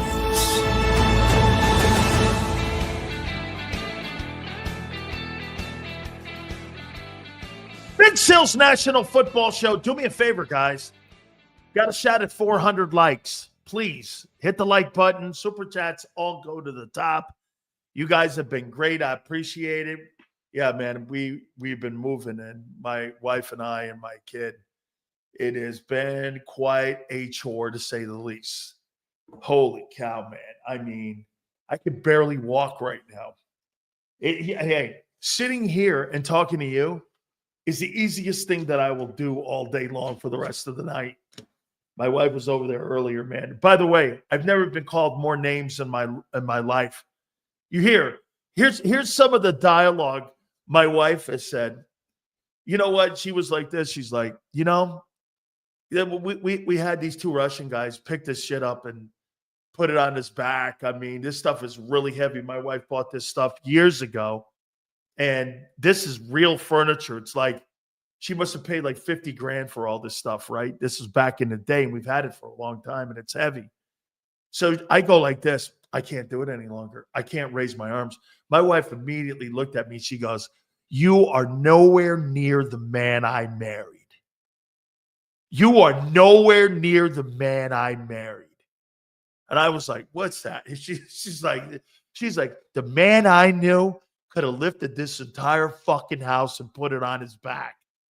You're pathetic." Yeah, my wife has done 10 times more than me, man. I'm waving a white flag. Hey, the other day, my daughter walked downstairs.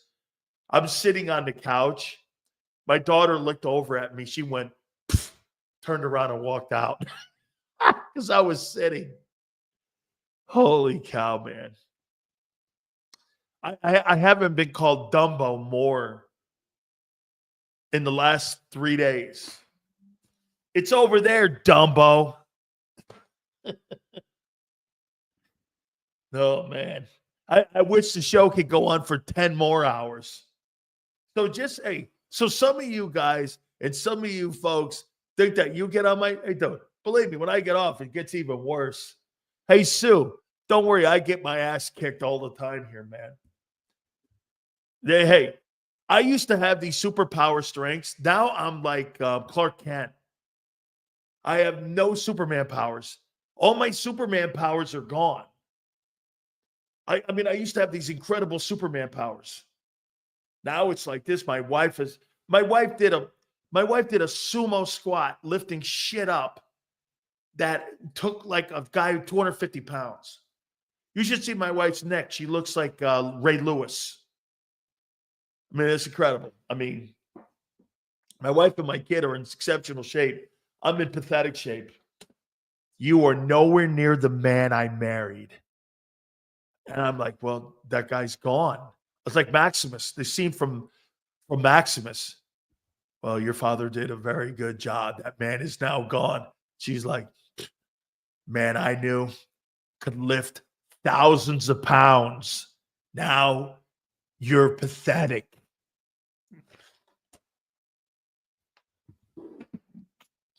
So, and I can't say anything because I want to eat something. What's for dinner? Whatever I'm fucking making. That's how you doing it. Hey, so all you youngsters out there that are thinking of getting married, remember I told you, never marry a hot chick, marry a fat chick. You'll be loved and fed. Not that I'm not a thin guy either. Oy vey. You know, I got suspended for saying that once on the air. Oy vey. So those superpowers can't help you read. Hey, flexing. Eat up. You know, man. Look at flexing too. You know what's crazy? I gave flexing a lot of love today. You know, flexing, I took a topic from the guy. What does he do? This guy's a Judas. Holy shit. You're a Judas, flexing. You're a Judas. I took a topic from you. I never take a topic from people because people don't know what they're doing in this shit. I've been doing this stuff for 1,000 years. I know exactly what to do in this. I gave this guy credit, and you know what he did? You just are a Judas. Holy shit. Flexing. Of all people, you. Holy cow. Damn. I thought for sure. Not good, man. Okay? Most women are bitches, so no matter what they... I can't talk too loud because this place now echoes. It's not quite as big as the other place. I can... Love you, Sills. Always got to bust your balls. Hey, no Diddy. Hey, man, flexing. Don't worry. I have my nuts chopped. By the way, you know what she said as soon as I get done here? Yeah, I left the truck over. You could pick the rest of the shit up and clean that stuff over there up and let me know what the hell's going on. So I have another night of nightmare ahead of me. Great. All right. Back to ball. I'll reset here in a second. Please hit that like number, man. We appreciate it. Hey, give me a running total where we are, too, in the likes. I'd love to see if we can get to 400, man. You guys killed it, man. Hey, by the way, our postgame show was awesome yesterday. You know what I loved about it, too? Is that some weeks, John and I have a feeling, are going to bitch a lot more at one another. We kind of we're both laughing at the Cowboys. Isn't that how it went, Xander? 339? Great. Let's see if we can get that number up, guys, to 400. If you could, I'd appreciate it. Hey, I think this is what we all did. John and I were both laughing at the Cowboys. We're just laughing at them. So there wasn't really anything to bitch about. Okay? I mean, it just... Sills, despite the competition, how important of a confidence boost could this stretch have been for the young guys on defense? A ton. You got it. Hey, Professor. See, you're filling in the gap now. Okay? You know, when I go back and forth with Xander, you haven't played fucking anybody. You haven't played nobody. Yeah, you're filling in the gap now. That's right. Ton. If you were an older team and you were playing those teams like that, I would say that football team. Do you guys remember that Steeler team that got out to that 10-0 start a couple of years ago? You guys remember that? Remember that Steeler team? That Kyler Murray Cardinal team. Remember that team that got out? You know what I said about that team? That team's not who you think they are. And then I think they proceeded to lose 5 or 6, or maybe even 6 or 7 down the stretch. And I was like, that team was not who it was. Why? Because they had a boatload of veterans on that team, and I know who they were. And I knew what it was going to look like. And that's kind of how it played itself out. By the way, if you had a full team of Darius Slays, I would completely not believe. Okay? Jarrell, Judas is the word of the day. Trading a.k.a. Judas Swing. Hey, Jarrell, that's what I call people that stab me in the back, a Judas.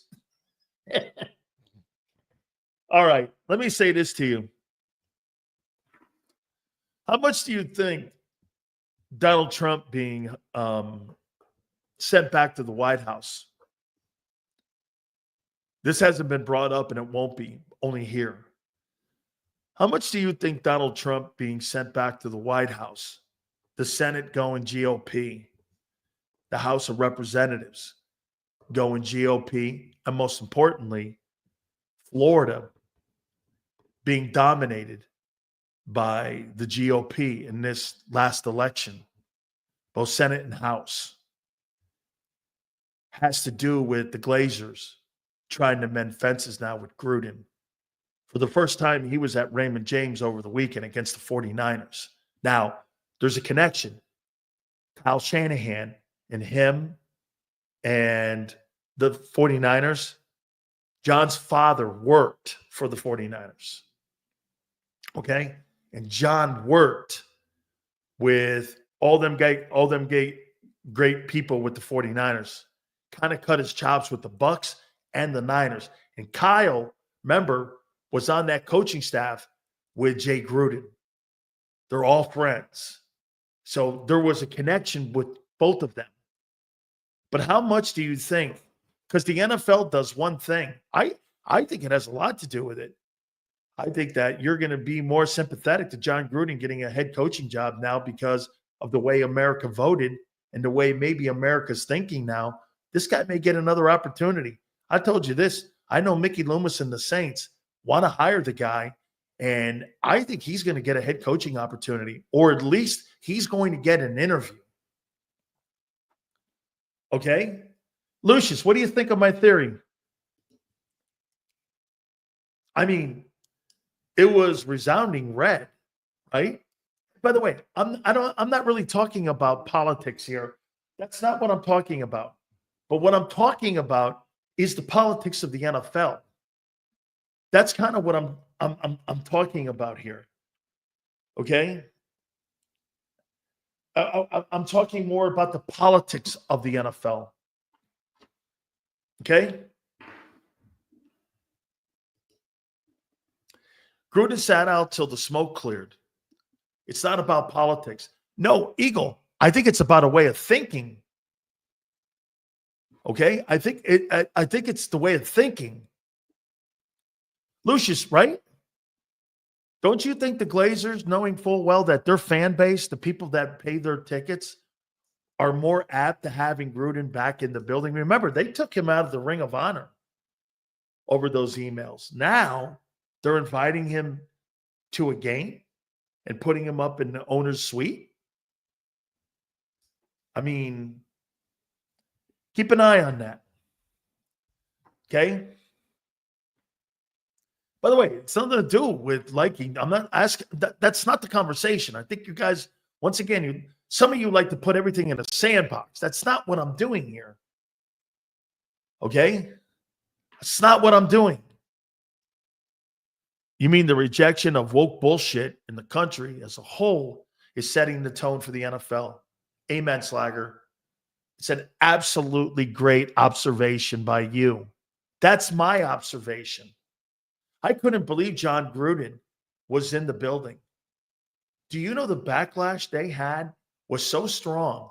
A guy that helped them win a Super Bowl and put that team over the top, something Dungy couldn't do. And they took his name off the stadium, and now you're inviting him back? What changed? The temperature of the country. Which means if the temperature of the country changes, that means you're going to give that guy an opportunity. Because one thing is for sure, John Gruden is not coaching because of the temperature of the old country. of the way people were voting 7 years ago. Not now. I think Gruden's going to be a head coach again. That's just an observation. Okay? I do. We're going to reset here what we saw yesterday. Sills, how about I met Clyde Simmons' mom today? I didn't know Clyde went to my high school, made Clyde Simmons a Hall of Famer. What a great football player. Very underrated on that D-line. Very underrated on that D-line. Amazing, all the NFL and college players that are fed up with the whole woke bullshit. Absolutely, man. Who wouldn't be? Mark Holmes said John Lynch was in Dallas. Anything going on there? SMU. Might be a kid there. Might be a kid there. Could be scouting. Are you saying general manager for the Cowboys?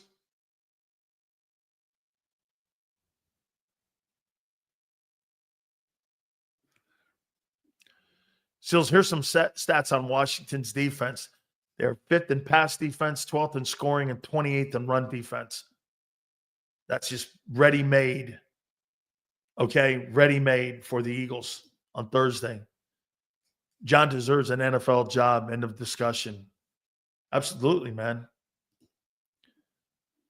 Crowley, yeah, I wasn't here. I just was hoping okay. Sills, did you know that Andre Waters at all? I did. Very well. Any Waters stories? I heard he was intense. Waters, one of my all-time favorite. Charlie, he lived in Tampa, right? And he would come to my studio and he would be so intense in front of you. He's one of my absolute favorites. Loved him very much. Tell you what, man, don't get on the bad side of Andre Waters. He's a really good dude, man. I loved going out with him. I loved having lunch with him. We did it a lot with Tom McHale at Tom's old chop house. Unfortunately, both those men are gone now. And they were both my teammates. One was in college and both of them were in the pro. Well, Andre wasn't my teammate in the pros. McHale was my teammate. Actually, I think McHale was also a Raider or an Eagle at one time. Seals, why didn't you ask John why Sirianni didn't stick to his nature of being aggressive and going for 2 points after every TD? I don't see how Nick flip-flops on when to be aggressive and not. Senor, I would say this, man. I think that's got a lot to do with the people upstairs. Okay? I do. By the way, John Gruden just started following me on Twitter at Dan Sileo Show. I mean, he just started following me. Yeah. Oh, Jesus. I got all of you guys, man, with your hurts it back. By the way, one thing that we can be very sure of here. Okay, guys, do me a favor. Please hit that like button. I want to get up to 400 likes if we can. We started the show off. Let me get this right. So tomorrow, I think we started it off at 100 and I wrote the number down over here somewhere. I want to make sure we beat that number tomorrow. When it comes to our likes, I think it was like 143 right out of the gate. So one thing's for sure, Aaron Rodgers, this thing's been a complete disaster for the New York Jets. It has just been an absolute disaster. I mean, there's just not been one thing that he's brought to that football team that's been anything redeeming that looks like winning. It is unbelievable how much he's falling off as a player. I mean, he's not good anymore. Tom Brady was sensational. I think Brady won a couple Super Bowls, 40, 42, 41, somewhere in there. This guy just fell off the planet. I mean, that's Let me say this. Zach Wilson looks better than Aaron Rodgers. It's just not good, man. I mean, Zach Wilson looks better right now. Crazy. Also, before we reset, Jonathan Gannon. You know, I said this a couple years back when he was a coordinator. I said, I bet you this guy turns out to be a better head coach than a coordinator. And he was not bad at both, actually. He's a pretty good DC.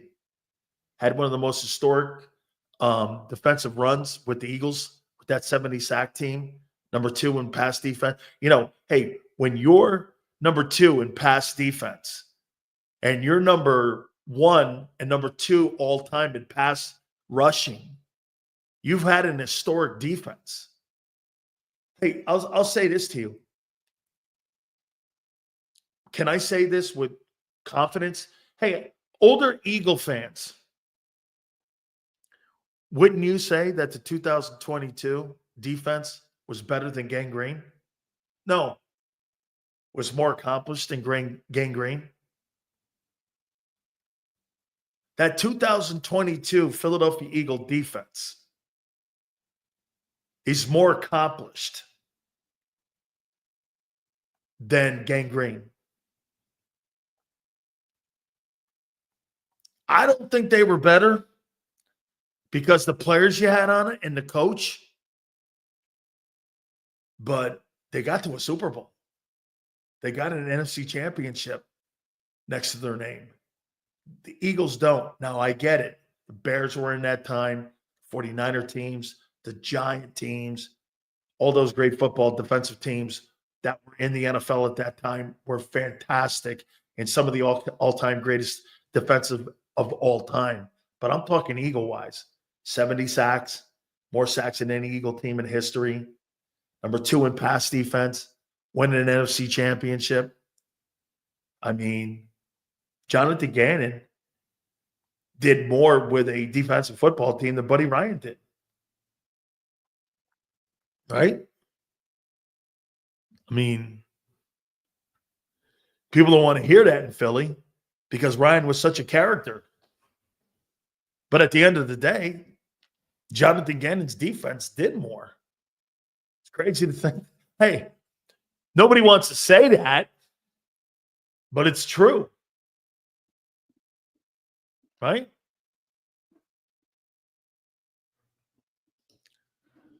We have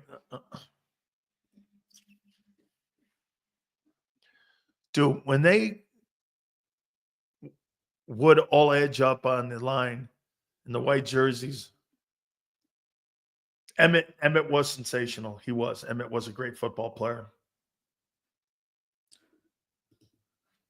Hurts is elite by holding the ball to GD long. All right.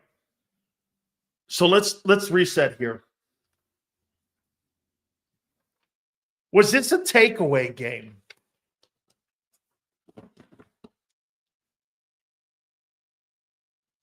Was this a takeaway game? Cowboys and Eagles.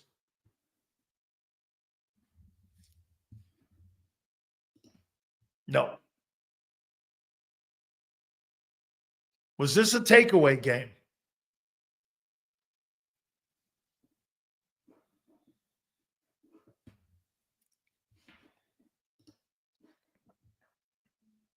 Not every win, not every loss. How about this? Richard, I got more out of the Bengals win than I did out of the Cowboys win. Because I think the Bengals had a better quarterback and a better offense.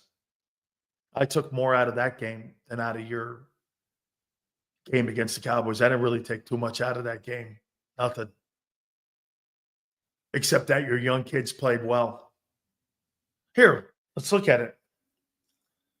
Cowboys, again, in my opinion, I've never seen the offense look that poor. Even back in 1 in 15. Jalen Hurts. You talk about butchering, Sue. How about butchering the first 4 possessions? All ended with sacks. Kid holds the ball too long. Xander said he had a B effort. See, I don't see it that way. I look at a guy who went like this.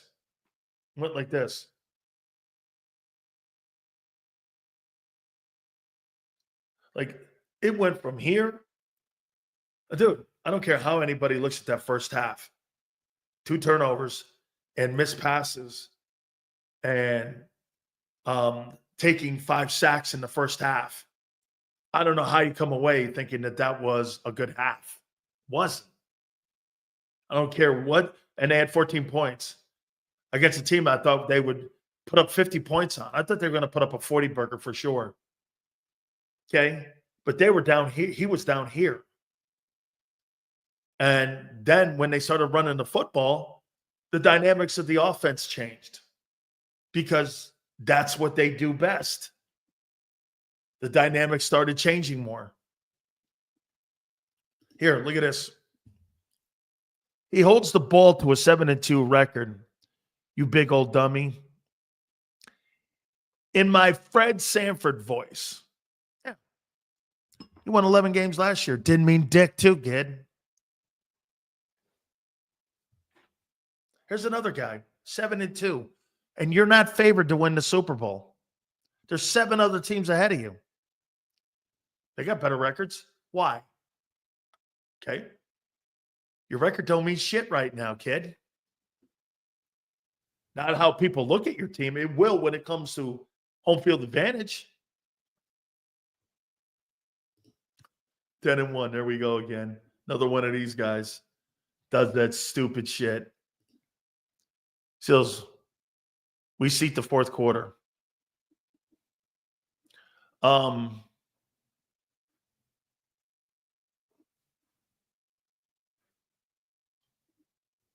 So here, they can't handle the truth. I get it. No, it's true. 7-2. And you beat one team with a winning record, kid. Okay. Do me a favor. Please hit that like button. Cooper Rush is about as bad as it gets.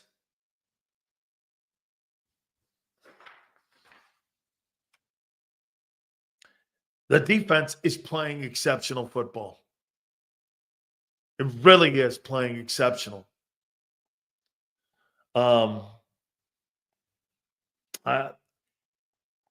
These next 3 games are going to tell me if you are really going to be the team to beat in the NFC, barring any kind of injuries. You know, barring any kind of injury, barring a catastrophic injury to one of your premier players, this is going to be, well, these next 3 games. How about this? Once, like I just told Jarrell, okay, I told Jarrell these next 3 games will tell me. Okay. Jalen Hurts just texted me and said that Dan Sileo is obsessed with me. Yeah, because I think you're mediocre on a good team. You have mediocre moments in games. Yeah. Anything else, Dick Anthony?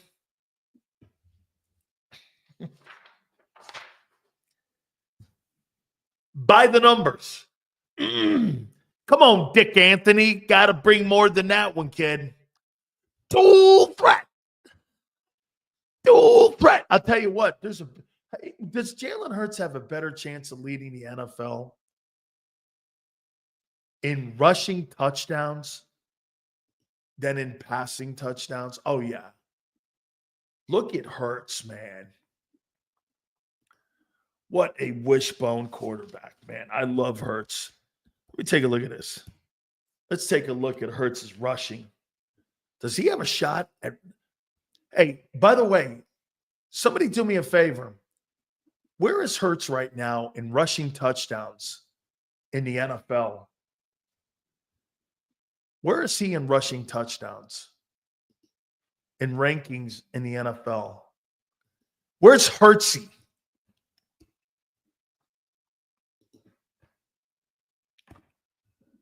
Hurts stats.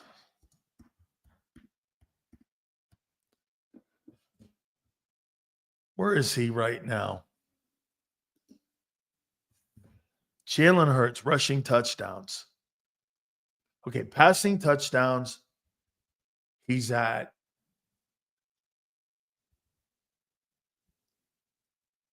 12. Look at this guy. He's got 10. Oh, the race is on. My money's on he'll have more rushing TDs this year.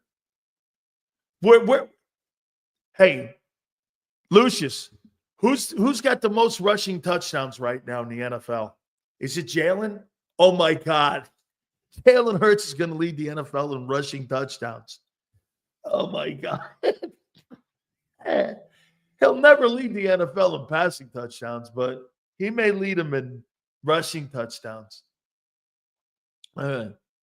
Sills, who's better, Jalen or McNabb? McNabb, by far.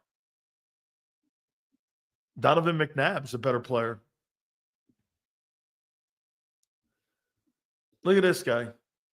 So much hate for Jalen that you're one statement away from calling him the N-word. Hey, fuck you.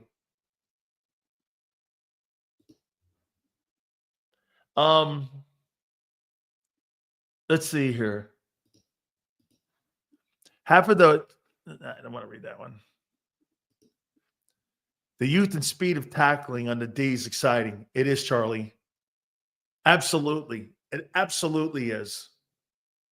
Okay? Hey, Jack. People always go to low-hanging fruit when they don't get their way. When they want someone to agree with them. This shit don't work no more. It's over. That stuff is over with. Hey, Sue, it's called hard feelings on getting your ass kicked. That's what it is. Hard feelings. I don't care anymore. I feel vindicated. TDs matter, right? What do you care how Jalen scores touchdowns? Dude, rushing dual threat quarterbacks don't win Super Bowls like that. Sileo hates everyone equally. I don't hate any. No, it's not true. I don't hate anybody. It's not true, man. My aunt would be very disappointed. I do not hate no way. No way. Absolutely not. Okay? Hey, Sills, Jalen doesn't have the stat, but Jalen's a winner. Okay? Touche. Dan, you answered the comment perfectly. Just the proper F you. That's from now on what I'm doing. And I'm not going to hide anymore from it. No way. You have that bullshit? F you. And eat a dick. No one believes it anymore. Jalen Hurts' leg won more games than Josh Allen's legs last 3 years. But Josh Allen's arm won more games than Jalen Hurts' arms will ever win.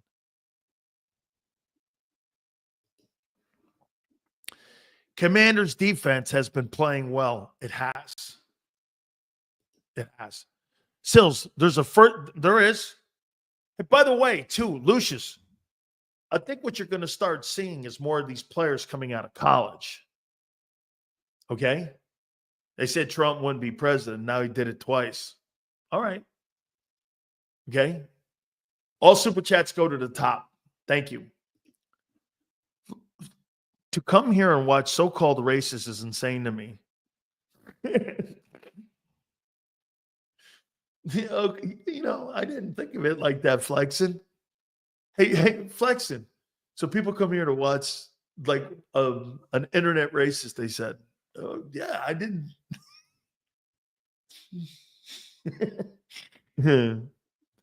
So maybe we need to see more Lamar and Jalen in the Super Bowl. And then we could stop the narrative of the running quarterbacks can't win. Okay. All right. Hey, Sills, Jalen's legs, number 1 in the NFL in first downs. It's impressive. It is. Sills, don't worry, dude, about your comments. Men are in charge again. My wife hates it. I love saying it. Oh, crazy times. I say what people scared to say, Sills. F them. Oh, that's me too. Hey, by the way, Flexin, that's kind of my mantra. My show has been that way. I've built my show, Race, Religion, and Politics, for 36 years. Has always been that. There's been a part of that in my program. I fight for more equality, for more assistant coaches, and more opportunities for African Americans to be coaches in college. Then one of the reasons I got into it was for that one narrative. There's 137 Division I college football programs, and there's only 6 black coaches. You might want to look at that number. Not a good number. Dolphins or Rams tonight. We'll do that at the top. Look at this here, man. This has been brought to my attention a ton of times. We should have a JAKIB Legends Tailgate. Thank you, brother. Appreciate that. We should have a Legends Tailgate. Where would you hold it?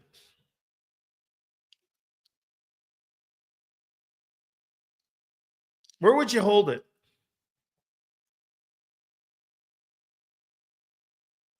Where would you hold this legend? Philly, really? Where would you hold it? Secret location? No. Link parking lot? California? Absolutely no way. I'm not going. Hey, Gabe, California? I'm not going. Okay? Oh my God, look at this. I would fly back to PA for this. Yes.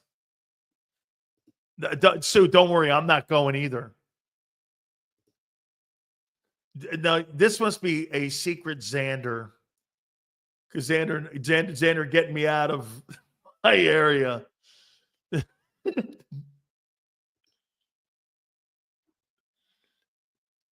At the Carson in Center City on the roof. The view looks like what you got right now. Really? Xander, is that right? Have you been up to this place? Carson in Center City? Have you been to this thing? Because you got that view. I love this view. I actually like Philadelphia's skyline. I do. Your cousin works there?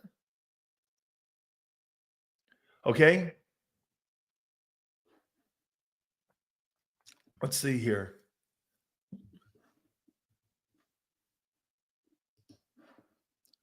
Would love to see the view from there. Yeah. Sills, you moving to Philly. I don't know, man. You know, before I said no. But I don't know. I'm starting to like you stupid people. Okay? I am. Sills, hey. I am. I'm starting to like you stupid people. You would love the food. I know I would, Tony. Look at that Paisan's name there. Absolutely. Are you still in Cali or did you go? I'm working on it. I'm working on it.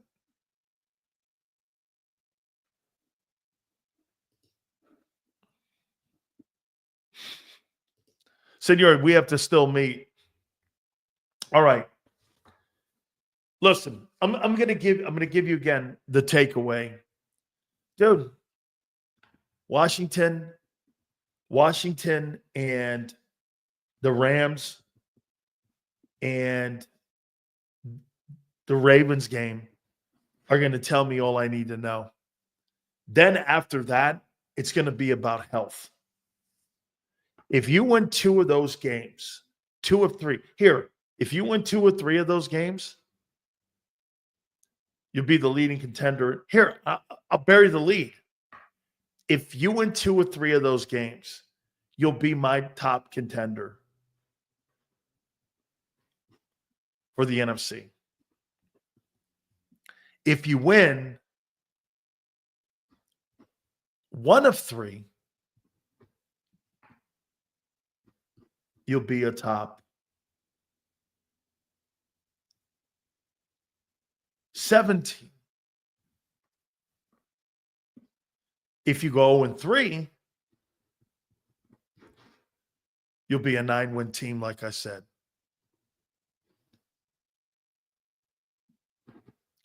Because if you go 0-3, and I'm not saying you are, you'll be 8-5. And then you got the Steelers still down the road that you're going to have to play. Here.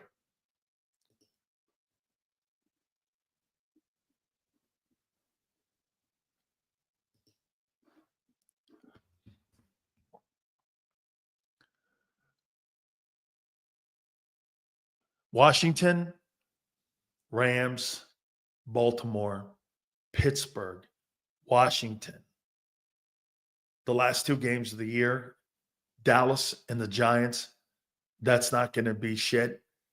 Dallas is going to be completely obliterated by the time you play them December 29th. You got 5 games coming up that are going to test and get you ready for the postseason. Washington at home. And here, Rams and Baltimore are on the road. You got Pittsburgh at home, and you end this way. You end with Carolina, Pittsburgh, Washington, Dallas, and New York all at home. You take care of business in this stretch here, you may not have to leave Philadelphia until the Super Bowl. Think of this. If you take care of business in this stretch, plus that Pittsburgh game, you might not have to leave home from December 22nd until February 8th when the Super Bowl's played. Month and a half, you would have all your games at home. The schedule's actually playing out for you in a perfect way if you could take care of business here. That would be insane. Okay? I mean, I'm not predicting. No. Oh, Sills just predict. No. I said no. I did not. I did not. Not yet. Okay? That is absurd. Yes.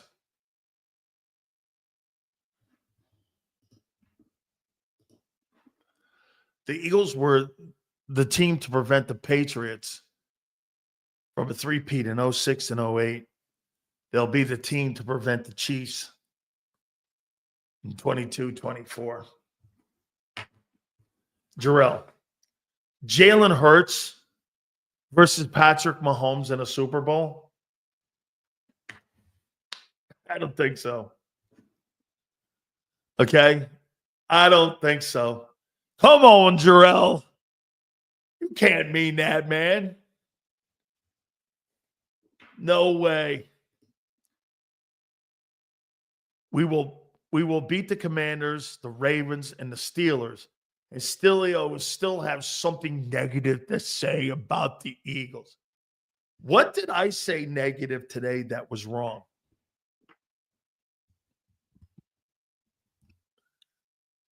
What did I say negative? That your quarterback didn't play a very good first half? What was so negative about that? Is that not what you saw? Xander thought he was a Pro Bowler in the first half. He didn't. I'm just yeah. Okay. No, hey, B plus. I'm like, yeah, okay.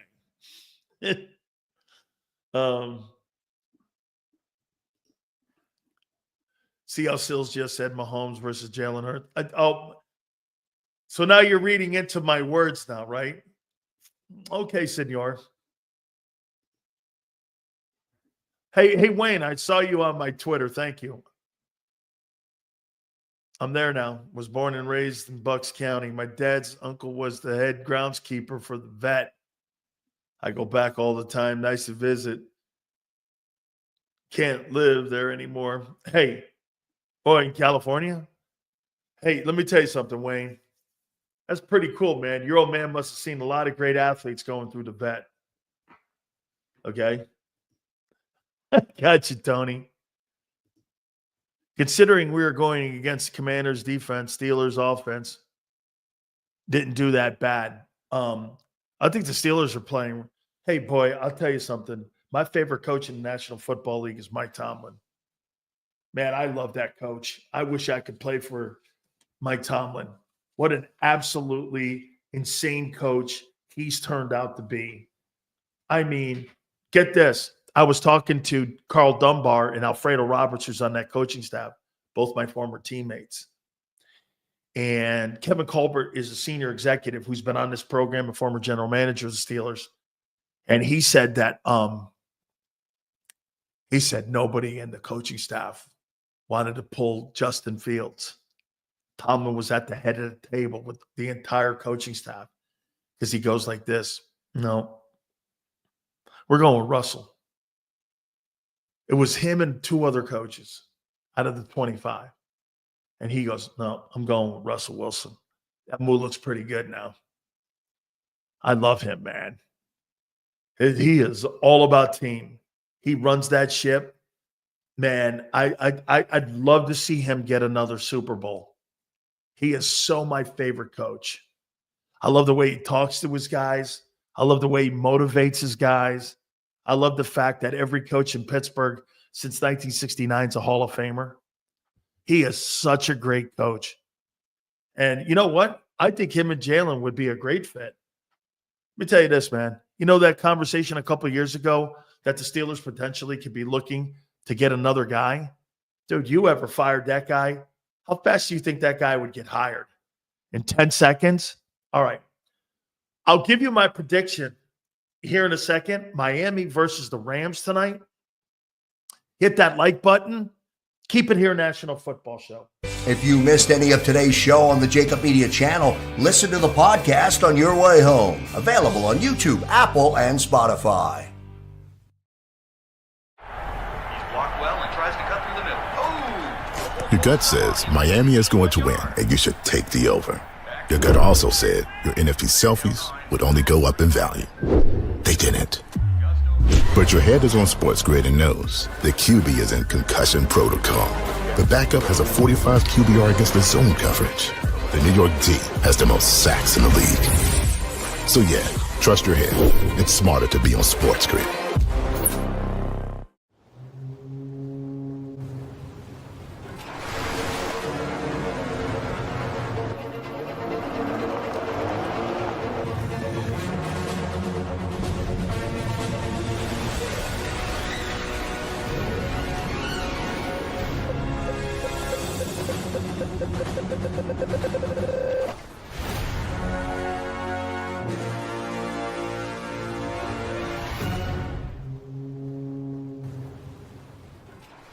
Score and save in southeastern PA and Delaware with Colony Pools this football season, and let the experts close your pool with a custom Merlin safety cover in green for the birds. And if you join our Winter Watch team, we'll give you another 20% off, and Colony Pools will handle it all. Keep your tiles on your pool, not in your pool.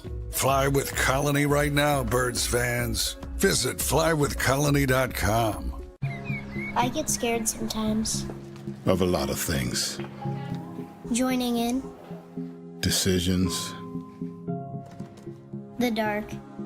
the dark.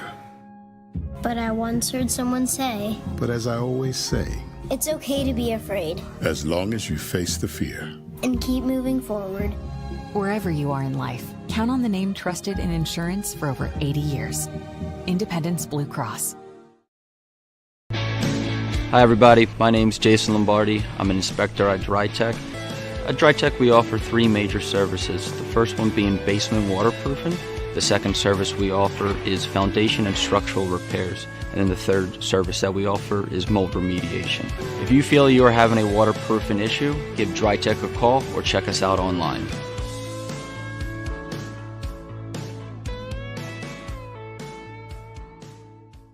Heading down the shore. Have a ball once more. Here, imaginations run wild and time stands still. Because here, you can find the best of the Jersey Shore, all on one 5-mile island.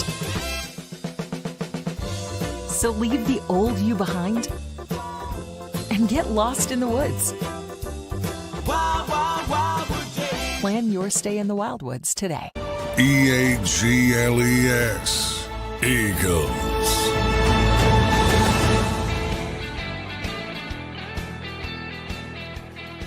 Wayne, are you still in here? Big Sills.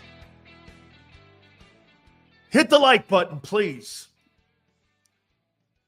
Wayne, I just read the story, and I know you're telling the truth, and I'll tell you why here in a minute. So Wayne sent me this, a DM to my Twitter.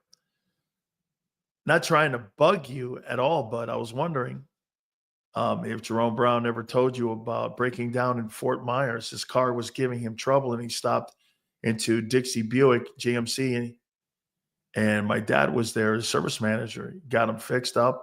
Back on the road, he noticed my dad's gold charm on his necklace, which had a big eagle with the big wings and football in its claws. As they talked, he soon realized my dad is a Philly native and his uncle was the head groundskeeper at Veteran Stadium. Dad got a great picture of him that day and shared cool memories. Hey, man, you know how I know that's true? Jerome Brown had a Grand National, Wayne. He had a Grand National. It was a Buick Grand National. It was one of the fastest cars on the street at the time. So that's cool. Yeah, he fixed Jerome's Grand National. That's what the car was. Great stuff, man. I got the Rams tonight. I think the Rams are rolling, man. I think they're going to end up getting that football team back in line again. And I think, like Xander said, I think the Rams are probably going to win, or the Niners. It's going to come down to those two. It's going to come down to those two teams. So I think the Rams right now are playing good ball. Eagles are going to see them in a couple weeks here. So, yeah, I got the Rams tonight, probably 30-20. 30-20 tonight. I got them. Hey, I appreciate everybody. Thank you guys so much. Please hit the like button. Big Joe, Big Xander, thank you guys again. 2 to 6 tomorrow, and we'll see you on the flip side.